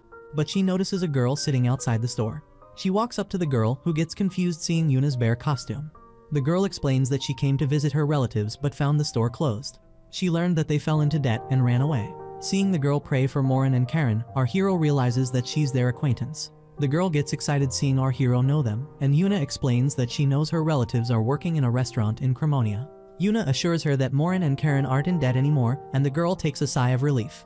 The girl introduces herself as Naren and starts getting upset because she doesn't have any money to travel to Cremonia. Fina gestures towards our protagonist, and she hands out a bag of money, enough to help Naren get to Cremonia. The girl jumps in shock, but Yuna explains that Morin helped her a lot, and she'd feel bad if anything happened to her. Naren accepts the money after Yuna insists and promises to pay her back. Our hero tells the girl that Morin works at a bakery called the Bear Relaxation Restaurant. After the girl leaves, Fina asks why she didn't tell the girl that she owns the restaurant, and Yuna answers that it's more interesting that way. Meanwhile at the restaurant, Fina asks if they're going to Gold's place later, and Shuri asks to come. Yuna remembers Shuri's interest in dismantling monsters and offers her some tools to help her learn the techniques. Suddenly, Fina whispers that she can't wait, and a purple energy starts glowing around her, surprising everyone. She stands up and orders the others to sit down. Yuna hesitantly answers that she's seated already, but Shuri and her sit on the ground. Fina confronts Yuna in anger that a mithril knife is already hard to get, and now she's considering giving one to Shuri. She lectures Yuna about her money management and reminds her how expensive a mithril knife is. She tells Shuri that her parents will have to work their whole life, and only then will they be able to afford one. Shuri refuses to accept the knife anymore, but then Yuna says she'll instead lend her one, making Fina even angrier. Our protagonist walks through the market, finally relieved that she calmed Fina down and managed to give Shuri a knife too. But she also feels hurt that a younger girl doubted her common sense. Suddenly, she gets an idea. Knowing that she has failed to keep Fina happy, she swears to do everything to redeem herself. She takes out a bowl of fruits, leaving her bears confused. Yuna explains that seeing these gave her a divine revelation that she can use this to make food that can make any woman go mad. She wants to make the shortcakes, but she doesn't know how to make them, so her bears will taste the samples. However, the problem is that the bears can still get fat, so she offers to taste them along with them. Yuna quickly starts making the cake, but keeps failing at getting it right. The moon comes up, and then the sun rises back, and our protagonist sits with no energy left in her. Fina and Shuri walk and notice the bears and our hero feeling sick. Fina starts apologizing for lashing out at Yuna, knowing that she has always been nice to them. Yuna pats her head and tells her that she was right, and she helped her realize that. Yuna presents her a cake as a thanks and an apology. As the cake is presented to them, Shuri and Fina are shocked. As they take a bite, they instantly fall in love with its delicious taste and the whipped cream. Both sisters love the cake, but then Yuna asks them why they're here so early. Fina reminds her that they had to go pick up the mithril knife today. Our protagonist suggests leaving once they have eaten the cake, and Fina adds that her father has asked for a favor. Meanwhile at the guild, Yuna asks why they need to dismantle the beast inside the guild. Helen answers that it's a guild requirement. She then hands over to our hero the rewards after confirming that the golems no longer spawn. Since dismantling a high-level beast like the Black Tiger is rare, the guild wants the staff to observe. As Fina stands before the beast, her father and her sister encourage her. Fina places the knife on the beast and starts cutting through. As she continues, the staff observes. Yuna talks about how impressive the mithril knife is, but Fina's father adds that without skills, a good knife still can't cut through some things, reminding Yuna of what the adventurers said. Fina's father gets emotional seeing his daughter grow. Our hero is taken back into a flashback, and she feels confident that her partner can easily master a mithril knife. Fina continues dismantling the beast, and after finishing, she assures our hero that she can cut any beast she brings. Seeing her sister work, Shuri gets excited and pulls out her knife. Later, Fina's mother again reminds our hero how expensive a mithril knife is. She allows Fina to keep one but asks if it's really important for Shuri to have it. Yuna tells the mother that Fina already scolded her for that and assures her that she will keep the knife to herself and Shuri will only get it when necessary and under strict supervision. The mother looks towards her daughters. Shuri and Fina nod their heads. She takes a sigh and adds that they should have asked her first. So, our protagonist pulls out her delicious cake to ease the anger. The mother thinks she can't be bribed with food, but a moment later, she starts singing about how delicious it is. The father feels upset that he didn't get the cake, and Fina's mother suggests putting the cake on the menu. The sisters cheer in excitement, and Yuna realizes that her devilish dish really worked. Shuri jumps with excitement when she hears that the cake might be added to the menu, dreaming of eating it every day. Sadly, she's told that's not happening, and they still need Morin's approval before it can even go on the list. Inside the bakery, Naren confronts Morin for not telling her about moving to Cremonia. Morin explains they sent a letter to her father, but he never told her. Naren feels frustrated, saying she would have been lost if not for the bear girl who helped her. Right then, Yuna walks in. Naren's eyes widen, shocked to see her again, while Yuna doesn't recognize her at first. After a short catch-up, Naren promises to repay Yuna once she finds work. She asks Morin for a job at the bakery, but Morin says it's up to Yuna. Naren's jaw drops when Karen explains that Yuna owns the restaurant. Everything suddenly makes sense: the bear decorations, the utensils, all of it. She begs Yuna to let her work there. Morin adds that her husband will teach her pastries and asks Yuna to approve, so Yuna agrees. Naren's joy is off the charts. Later, Yuna visits the bakery on a holiday, surprising everyone. Fina's mom explains they're here to talk about the cake. Everyone loves it, especially Shuri, who can't stop smiling. Fina's mom suggests adding it to the menu, but Morin says they're already swamped. Naren volunteers to make the cake herself so it can stay. Yuna agrees but warns her it needs to taste just as good. They start training right away, with Shuri excitedly joining. Later, Yuna visits Noah, bringing the cake for her and Lala to try. Both love it, especially the whipped cream. Lala even agrees to teach them how to make tea to go with it. Yuna tries but finds it harder than expected, and Lala patiently guides them through, promising they'll get it right with practice.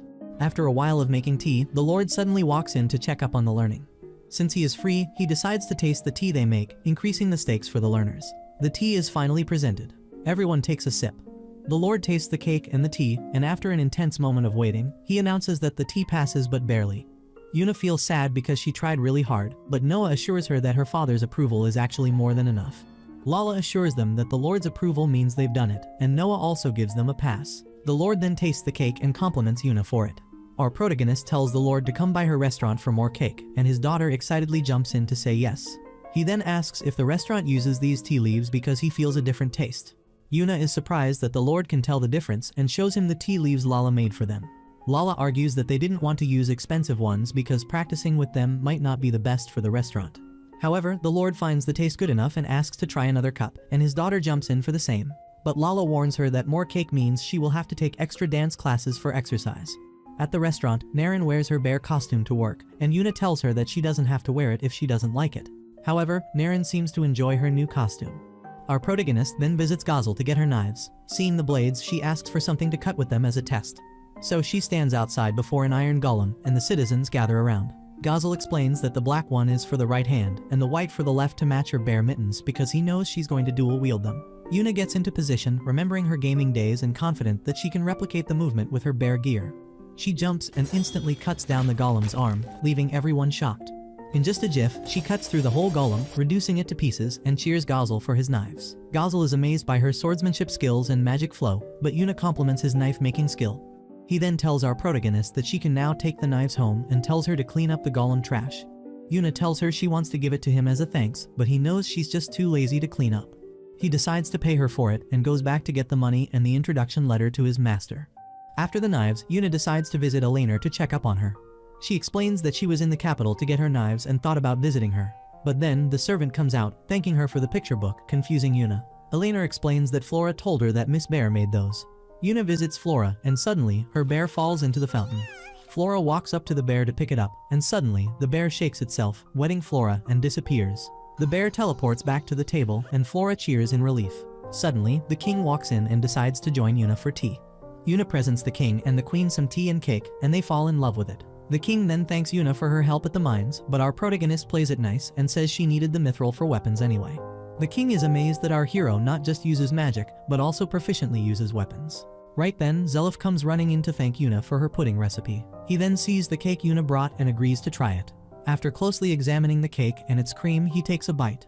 After a brief moment of silence, Yuna is confused, seeing no response. Suddenly, Zelif cries out in joy, singing about the delicious flavors flooding in his mouth. He jumps up and asks Yuna about how she knows more dishes than him, but Yuna tells him that he just doesn't know it because the recipes are from her distant country. The chef wishes to go to many countries to learn their dishes, and the king argues that then it'll stop them from eating his food. Seeing the chef's love for learning, the queen suggests inviting cooks from different countries to teach him, and the king agrees. As a thanks for the delicious tea and cake, the king invites our protagonist for dinner, and Zelif promises to make delicious food for her. However, after eating so much of Zelif's food, Yuna now understands why the king wouldn't let him go. But what she didn't expect was that Flora and Kisha would like her bears so much. She thinks about making their plushies and hopes that they would be happy to receive them as a present. Yuna starts her morning by exercising with her bears. She does the tall, intimidating pose, then the picking salmon pose, and finishes with the beehive pose. Fina just stares, totally confused. Yuna explains she's just burning off all the cake she ate. Fina laughs, then suddenly asks if Una got a letter too. Yuna blinks, walks over to her mailbox, and finds one with the name Misana Farengram. She's confused at first, then remembers Misay, the little noble girl she met in the royal capital. Fina explains it's an invitation to Misay's 10th birthday, and starts panicking about going to a noble party. In her mansion, Misa writes that same letter, thanking Yuna for saving her life and inviting her as a friend. Reading it, Yuna wonders why Misa would invite her instead of just Fina. Fina worries they'll mess up at a noble's event, while Yuna, remembering the king's party, sighs that it can't be that bad but still a pain. Neither of them knows what happens if they refuse, so they decide to ask Cliff. At Cliff's mansion, Yuna nervously asks if she can reject the invite. Seeing his reaction, she immediately thinks that means death. Cliff laughs and explains it's just a small friend's only birthday party. Noah chimes in that Misa will cry if Fina doesn't come. Fina gets emotional and agrees, and since she's going, Yuna decides to join too. Noah cheers, thrilled to help Fina pick a dress. After they leave, Yuna asks Cliff if she needs to bring anything. He says he'll handle the formalities, she just needs a gift to make Misa happy. Yuna panics, not knowing what nobles like, and Cliff suggests a bear ornament. Then she remembers the plushie idea she once had for Flora. She visits Sherry, spawns Cliffaroo and Cliffkew, and asks her to make plushies of them. Sherry happily measures them and promises to finish in 5 days. Her friends Temuka and Neil offer to help, but Sherry insists on doing it herself. Watching them, Yuna realizes they've already become a family. She also asks for extra plushies for the orphanage, telling Sherry there's no rush. Later, as Una heads home, she runs into Fina, who's pouting because Yuna left without her. Fina excitedly talks about her dress and asks if Yuna will wear one too. Yuna says no, but Fina insists she'll look great. Yuna tells her about the bear plushie gift, and Fina loves the idea. Worried about her own gift, Fina accepts Yuna's help, so together, they bake a giant shortcake topped with tiny bear decorations for Misay's birthday. Before leaving, Yuna takes permission from Fina's parents and assures them that she'll keep her safe. However, Shuri feels upset that Yuna never takes her anywhere, and our protagonist realizes she's going to need more plushies. Fina gets down on her knees, and with a smile on her face, she tells her sister that going out is fun, but sometimes trouble just happens, and she can handle more pain once she grows up. Meanwhile, Noah gets excited seeing the bears. Cliff tells Yuna that she insisted on riding the bears. With no one riding the carriages, Yuna believes she can move faster. But then she notices the 2 guards. Cliff explains that he was confident that he didn't need any guards with Yuna around, but they still insisted. Yuna then tells Noah to ride the same way as before and to switch to Cliffaroo halfway, and they begin their journey. Meanwhile, 2 people see the bears racing in. Our protagonist and her friend race each other with their bears while the horses try to chase them from behind.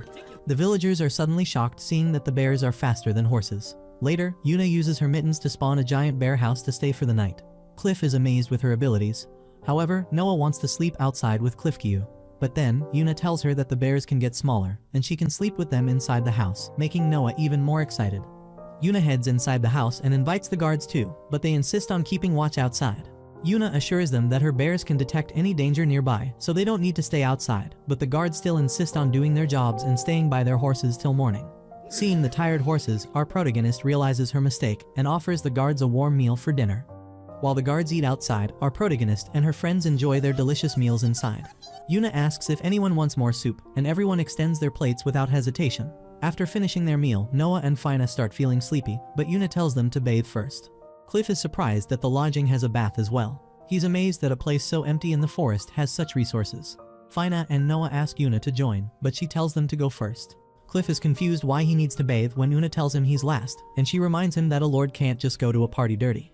Yuna then asks what kind of city Shilin is, and Cliff answers that it's very similar to Cremonia. She then asks if it's normal for nobles to just attend parties, and he answers that the nobles need to have a good relationship. Yuna thought that he just came because the city had good food or something, but Cliff adds that a lord has to work while they just enjoy the party. In the morning, Yuna takes her lodging back and moves out with her friends. Suddenly, she notices some people surrounded by monsters. The monsters jump at them, and then our hero steps in, cutting the monsters apart. She saves the people just in time, leaving them shocked with her power. Seeing them, she remembers the time she saved Misei. Right then, more monsters jump in, and our hero traps them in the bubbles and ends them. She then fixes the carriage. The couple thanks her for her help, and Yuna pats the little girl's head and tells her she did a good job at not crying. But then, she's taken by surprise when the man mentions the rumors about her. He adds that rumors talk about a strong girl from Cremonia who wears a bear costume and manages a restaurant. The man explains that the rumor is very famous among the merchants. Yuna is surprised to hear that the man is a merchant, but then he explains that he went bankrupt in Shinlan, so now he's trying to start over in a different town. Right at that moment, Noah and Fina walk in, checking up on their friend. Yuna says goodbye to the merchant and continues her journey. They all reach Shinlan City, which Yuna doesn't find much different from Cremonia. The people stare at them with their jaws open, and Yuna thinks they're staring at Cliff and Noah because of their nobility. But Cliff tells her they are looking at her. Our protagonist is aware of the attention she draws and tries to ignore it. Fina and Noah try to reassure their friend that she looks cute, but that only makes it worse for her. The further they walk in, they find the crowd lessen. They finally reach Misei's home, where Maichin greets them. She greets her guests and tells them they're Misana and Gran's honored guests, but Yuna and her friend try to be humble. Right then, Misa walks in and welcomes her guests with a smile, and Yuna feels glad that she didn't decline the invite. Misa calls her grandfather to greet her guests. Gran walks up to them and welcomes them to the party. Cliff steps forward and compliments Gran for still commanding his own party. Gran jokes that it's because his heir is not competent yet. Right then, his son Leonard walks in. Leonard and his wife greet their guests, and Cliff asks the chef if he can expect good food. The chef assures the guests that he has made food that is of the royal capital's taste, and Misa introduces Box as their head chef and says that he makes delicious food. Right then, Box recognizes our bear protagonist and her bear outfit and thanks her for saving Gran and Misana and decides to give her the best food of the event. Seeing Gran and his granddaughter be so loved by everyone, Yuna wishes that all nobles were like them. Meanwhile, Misa takes her friends to the city that they find just as crowded as the capital or Cremonia. The girls seem to enjoy their day roaming around, but then Yuna cautions them to stay together because it's the promise they made to walk without guards. Fina and Noah hug our protagonist in excitement while Misa stands there quietly. Seeing this, Yuna invites her, and Misa joins the group hug too. Seeing the girls hug Yuna, the people watching think they are attacking a bear. The girls then continue their day, eating around and visiting shops. As they walk back, Misa suddenly stops and tells her friends that she had a lot of fun visiting the market, especially because she isn't allowed to go alone. Hearing about the strict routine, Yuna comments that that's very noble ladylike, and Noah starts jumping to tell her that she's noble too. Yuna grabs her friend's hand and suggests having more fun. Right then, someone walks in talking about smelling poverty. Randall calls Misa a rundown noble from the east. Yuna folds her fist in anger to attack, but she avoids making a scene for the girl's safety. She thinks Randall has to be a moron to be talking to a noble like that. Randall walks up to Misa and tells her to say thanks for him coming to Gran's party. Yuna now realizes that he's also a noble but still stands by her moron comment. Randall's friends cheer for him because they think he's being kind to the poor. Right then, Misa forbids the noble boy from coming to the party. Randall gets angry and reminds Misa that her family is about to go down and she should get on his good side. Right then, our protagonist jumps in and tells Randall to back away. Randall gets angry for the interruption, and Yuna argues that she's Misei's bodyguard. Randall makes fun of her bear outfit and says a bodyguard is supposed to look strong while pointing to his own bodyguard. Randall finds it funny when Misa says Yuna is stronger than her bodyguard. Our protagonist confronts the bully that it's funnier that he needs a bodyguard just to talk to a little girl. She tells Randall to go home to his mother. Randall gets angry and jumps at her to attack. However, Yuna grabs his hand and refuses to let go. He calls his bodyguard to protect him, but just when Blood takes a swing, Yuna lets go of Randall, making him fall, and his followers burst into laughter. Randall tells Blood to attack Yuna, but Randall points towards the crowd surrounding them. Realizing that he can't attack them anymore, Randall threatens Yuna for opposing him and leaves. As they sit on the bench, Missa apologizes to her friends for having to see Randall's behavior. Noah cries out, apologizing for not doing anything to help her. Our protagonist assures the little girls that she's their guard, but she can't do much to the town's lord's son. Missa explains that her father governs the eastern district and the Salvard family governs the western. Later, Yuna tells Cliff and Gran about their encounter with a noble brat. Cliff thanks her for protecting the girls, and Gran apologizes for his rude behavior from earlier. Yuna tells him that Missa is pretty upset, but Fina and Noah are trying to cheer her up. Gran wishes that the children could just have fun and let adults handle everything. Our protagonist asks if the town having two lords is causing the problems. She learns that as a reward, the previous king handed 2 equal halves of Shilin to the 2 nobles, and the town ended up having 2 lords. Yuna thinks the king was being stupid, but Gran explains that the 2 families got along well together, but things worsened when the Salvard family's head changed several years ago. They started playing their tactics like bullying Misse. When they tried to protest, the Salvard family ignored it as a kid's dispute. Furthermore, the Salvard family even bribed the Merchant Guild's guildmaster to treat the Western District with favor. As a result, the economic activities in the district halted and the tax revenue declined. The family always made the excuse that the merchants are free to choose their trades. Gran worries that if their tax revenue keeps declining, his family's lordship might be taken away by the king, and the Shimlin city will all belong to Salvard's family. Many families have been ruined because of these activities. Cliff explains that this party was held to show the town's VIPs that the Farengram family is alive to turn them on their side. Cliff is here to show that the Fosheros family supports them, and Yuna now realizes what he meant the other night. He had no reason to hide it from our protagonist, but just wanted her and the girls to have fun without worry. Yuna doesn't think a party can fix all that and jokes that she can take Missa with her if they end up homeless. Gran assures her that the party and good food will convince the others to hear their story because good food speaks for the quality of a noble. Yuna now understands why they're opening a party for politicians and rich people. Cliff further explains that Box is a chef from a top-class restaurant in the royal capital, and his skills are said to be in the top 5. Suddenly, Mikan rushes in, panicking, to inform Gran that Box has been severely wounded. Gran goes to check up on his head chef. Box feels upset and apologizes to his lord for the carelessness. Gran tells the chef to rest because he still can't move his hand well, but Box feels sad for not being able to cook on an important day and starts crying. Meanwhile, Cliff and Yuna stand outside, discussing Box's injury. Cliff doesn't have any evidence, but he believes it could be the Salvard family that got the chef injured to make the party fail and finish Gran. Cliff worries that there's no other good chef in the city, and even if they find one, he would be bribed by the Salvard family. Right then, his guards walk in to inform him that they've finished preparation to move out. The guards move out on Cliff's orders, and he explains that they should have enough time to get a chef from Cremonia. Yuna, with her fast bears, offers to go, but Cliff wants her to be by Noah and the girls. On the other hand, Noah joyfully hugs the bear, finding them cute. But Missa sits, quiet and upset. She feels bad that she has caused problems for her friends and Box. Yuna tries to reassure her that the noble brat and his family should be blamed, but Missa still feels upset. Fina tells her friend that the bears are upset seeing her sad, and Missa gives Kumakyu a hug. Right then, Cliff walks into the room to inform Yuna that Larbin and Gouch were ambushed on their way to Cremonia, meaning they were being watched. Arrows started to fly in on them once they left the city, but fortunately their lives are safe. Cliff still has no evidence for the culprits and begs Yuna for help. Yuna, already angry at the nobles, agrees to help them. But then Missa jumps in to stop her because Box and the guards are already hurt, and now she worries that her friend might get hurt too. Yuna assures the little girl that she won't get hurt because she's stronger and tells Cliff that she'll bring an amazing chef for them and leaves after saying goodbye. Luna sneaks out to the other side of the wall, and after confirming that no one is watching her, she proceeds to make a teleport gate. Yuna returns to the capital and asks Eleanor to be her intermediary. Eleanor tells her that she could have come as she usually does, but Yuna worries that she'd need a formal procedure to meet the king. The king learns about the mess left by the previous king. His lords know that noble disputes are not uncommon, but they also understand how bad Shimlin's situation has gotten. Yuna wonders who the other 2 people are, and right then, the king introduces Zhang, his prime minister, who thanks our protagonist for her help in saving the capital from Gulzam's evil. Then, the other guy introduces himself as King Ferrat's legitimate son, Elnart. After Elnart extends his praises, the king asks what he can do for Yuna. But then, Elnart speaks up that they don't want to get into the nobles' dispute. Zhang speaks up that he knows about the Salvard family's rumors of corruption and violence, but they lack any evidence. Right then, Eleanor steps in to clarify that Yuna is not asking for their interference. Yuna speaks up, asking to borrow their chef Zelef. The king is surprised that she's not here to file a complaint against Salvard's family, and Yuna explains that power struggles are his job, and she just wants to save the party. Elnart thinks it's because our protagonist wants to take advantage of the Farengram family, but she explains that she just doesn't want a little girl to be heartbroken. The king, delighted by Yuna's answer, decides that since he can't take a side, the case will be handled by the Foshros family. Elena agrees, and the king announces that he allows Zelef to be taken to Shimlin. Suddenly, Zelef walks through the door, claiming that he has heard everything and obeys the king's command. Zelef stands before the two bears, surprised by their true size. Yuna assures the chef that he'll be safe riding the bear. Zelef touches Kumakyu's fur and starts appreciating its flesh. He then sees the paws and tells Yuna that a country has a delicacy for bear paws. Without wasting any more time, Yuna takes the chef and heads back to Shimlin. Box feels crushed for failing his lord at such an important time, especially after Gran saved him from his awful old boss.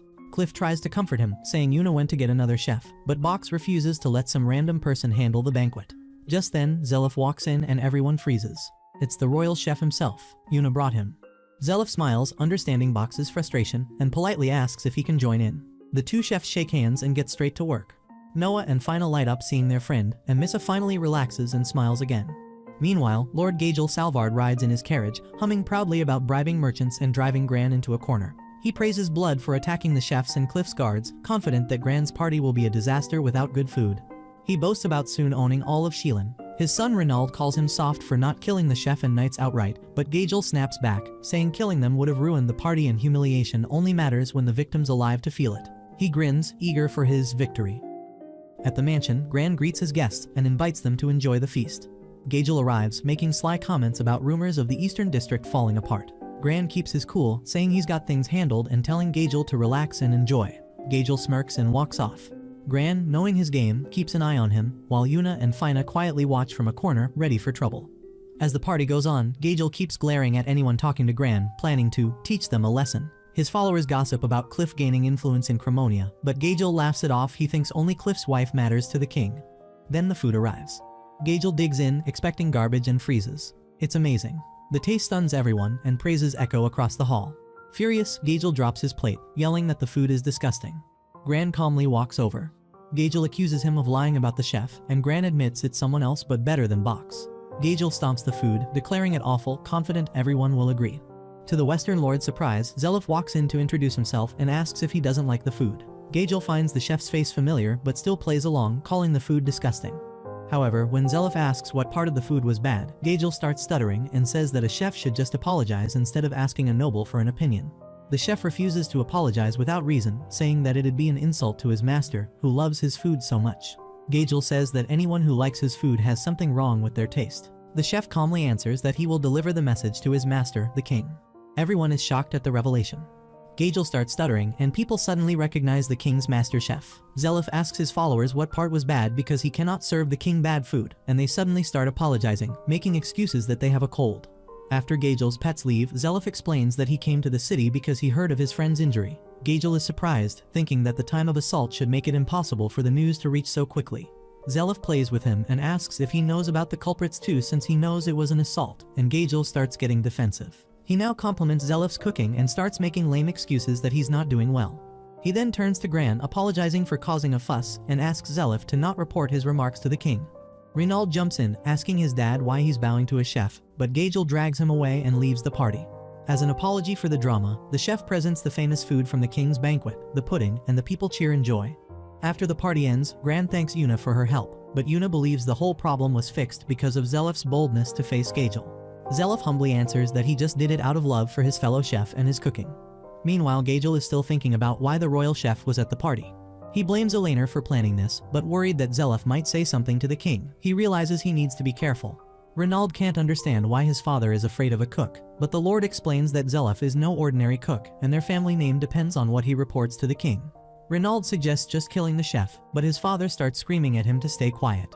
He grows angry, blaming Missa and her friend for his humiliation. Yuna and her friend play around when suddenly, Eleonora walks in. She greets the girls and tells them that she came to check in on her daughter. But when she sees Noah's dirty clothes, Noah starts explaining herself, but then her mother calmly assures her that she's not angry. Eleanor guesses the reason the girls aren't allowed to go out, but Yuna assures her that the nobles are scared of the king, and they won't do anything stupid while Zelef is around, and keeping the girls at the mansion is just to be safe. Elena then explains that she's here to see that Cliff and work are just excuses to come to Shilin, but she's actually here for the birthday party. However, the royal family feels responsible for Shilin's situation, which is why Elena is in the city to inspect it herself. However, she can't do anything without evidence unless the crime is done right in front of her eyes. Sadly, the bratty nobles are not stupid enough to do that, and Elena decides to just put her work aside to attend Misei's party. Elena tries to convince Yuna to wear a dress, but she refuses. However, when she heads inside, she sees Fina and Noah holding a dress for her. They try to convince her to wear a dress. While Fina shows that it's a payback, Noah tries to convince her that Misei will be happy seeing her in a dress. The little girls start making cute faces and finally succeed at convincing their friend, but only on one condition. Seeing Yuna in a dress leaves everyone stunned. Gran and Leonard compliment that they almost didn't recognize her without the bear outfit. However, Elena believes that our protagonist looks beautiful in her dress. Yuna starts feeling awkward with all the stares, and Cliff jokes that he didn't know she was human. But then, he notices her bare hands and shoes. Noah explains it was her condition to wear the dress. But the truth is that our protagonist is just a powerless modern girl without her bare gear. Then, Misei walks in and compliments Yuna's dress. Gran begins the birthday party, and everyone chants, "Happy birthday" for Misei. The family and friends sit down for dinner. They enjoy their dessert, and Misei opens the presents. Then, our protagonist brings her gifts. Misei loves the bear plushies, but Noah gets overexcited for them. She starts fidgeting in excitement and asks Yuna for more.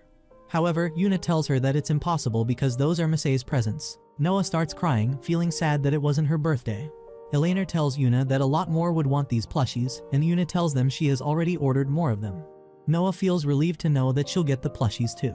Misei hugs her presents with a smile, and seeing her happy, Yuna feels glad to have saved the day. Meanwhile, Elena and Yuna are out on their own today. Yuna explains that the girls wanted the seniors to handle the organization business themselves, so she's free. She jokes and tells Elena to go catch some evil organization or something. While Elena heads to the market, Blood secretly watches them from a distance. Elena's enjoying her stroll through the market when suddenly her bare phone rings. She ducks into an alley, picks it up, and hears Fina crying for help. Without hesitation, Yuna rushes back to the mansion, and when she gets there, the whole place is a mess. Everyone's knocked out cold. She finds Fina injured and quickly heals her. Then she notices Noah unconscious but unharmed, and her heart drops. Misei is missing. Fina wakes up, sobbing, and tells her that a man in black took Misei away. She apologizes through tears, blaming herself for not being able to do anything. Yuna gently pats her head, telling her they did their best. Fina begs her to save their friend. Just then, Cliff and Gran walk in, shocked by the chaos. Yuna tells Cliff to look after everyone while she handles the rest. She calls her bears and asks if they can find Misei. When they nod, she hops on one and takes off at full speed. Meanwhile, Renaud throws Misei into a cell. Blood reports that no one noticed him sneaking in since the guards weren't around. Renaud tells Misei she's a hostage and points to other scared kids locked up for defying him. He claims the whole town belongs to the Salvard family and that she should get used to trembling. Then he walks away. Misei cries for her friends but notices the younger kids weeping for their parents. She hugs them and promises that help will come soon.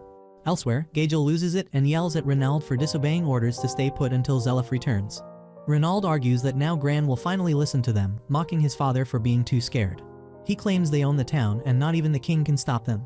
Gagel realizes his son's stupidity might ruin everything. Suddenly, the ground shakes. Outside, Yuna stands at the gates, facing a group of guards who try to block her way. She simply knocks them out with a touch and steps through. Her bears confirm Misei is nearby, and Yuna smashes open the doors with one big bear punch. The soldiers inside rush toward her, stunned to see the bear girl herself. Renaud recognizes her immediately. Yuna demands to know where Misei is, but he plays dumb and threatens her instead. She's not in the mood. With a glare, she tells them they're the ones who'll pay and walks straight past them. Suddenly, a burst of fire comes her way. She dodges easily and spots Blood in the corner. He admits he didn't expect her to be this fast. Gagel yells at him for revealing too much, but Blood shrugs. Yuna already knows they've got Misei. Yuna smiles, feeling oddly glad the guy who hurt her friends is right here. Renaud, panicking, orders Blood to get rid of her. Blood attacks again, but Yuna blocks his fire and throws it back with her other hand. He prepares to fight seriously now, but then does some creepy tongue move that just grosses her out. The other guards rush in, but Yuna draws her mithril knives, telling her bears to handle the extras. Then she and Blood clash fast, hard, and brutal. Their blows echo through the room, but Yuna keeps up easily. Blood speeds up, moving almost too fast to see, yet she still calls him slow. Frustrated, he goes all out, but Yuna barely flinches. Smoke fills the room. When it clears, Blood's magic fizzles out. He's down. Renaud stares in disbelief, his top fighter beaten just like that. Meanwhile, Yuna's bears toss the other guards around like dolls. Renaud panics and runs. Yuna turns to face Gagel, who's shaking in fear. Suddenly, Blood tries a sneak attack from behind, but Yuna blocks it. He's shocked she sensed him. She tells him he's only strong because he picks on the weak. Blood smirks and taunts her about hurting Noah and Fina. That's the last straw. Furious, Yuna puts away her knives and activates her bear claws. Blood hurls more blades, but she blocks them all. He speeds up, tries fire again, nothing works. Yuna punches him hard in the gut, then again, and finishes him with a third knockout blow. Gagel trembles. Yuna tells him she never cared about their stupid noble feud, but everything changed when they took Misei. The Lord stammers that it was all his son's doing. Right then, Ronald shows up with Misei, threatening her. Yuna leaps up the stairs and knocks him out in one punch. Misa cheers, running to her. Gagel tries to defend himself again, but Yuna drops down and lightly punches him just enough to shut him up. Elena, who'd caught up, panics for a moment but sighs in relief seeing Yuna didn't kill him. Elena explains that she saw Yuna rushing off in the market, and when she got home, she learned everything that happened. She admits she didn't expect to walk in on Yuna arresting the Lord himself. Gagel, still shaken, demands to know why she's even here. Elena calmly says she's on the king's orders, investigating rumors about him. Gagel tries to fight back, shouting that Yuna should be arrested for hurting a noble. Elena just sighs, saying she's honestly embarrassed to be a noble today. She admits she doesn't have solid proof yet, but kidnapping a noble girl is more than enough reason to detain him. Gagel immediately blames everything on his son, claiming he'll cut him off to save himself. Elena shuts him down, saying the parent still shares the blame.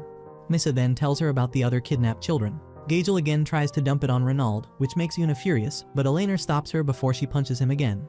She asks Gagel if he agrees to his son's arrest, and when he does, she orders the guards to search the mansion. Gagel protests, but Elena warns that the case isn't over, he might still be found guilty too. After Gagel's taken away, Elena apologizes to Yuna for making her see all that, then takes some guards to rescue the kids. Yuna offers to help, but Elena tells her to escort Misa home.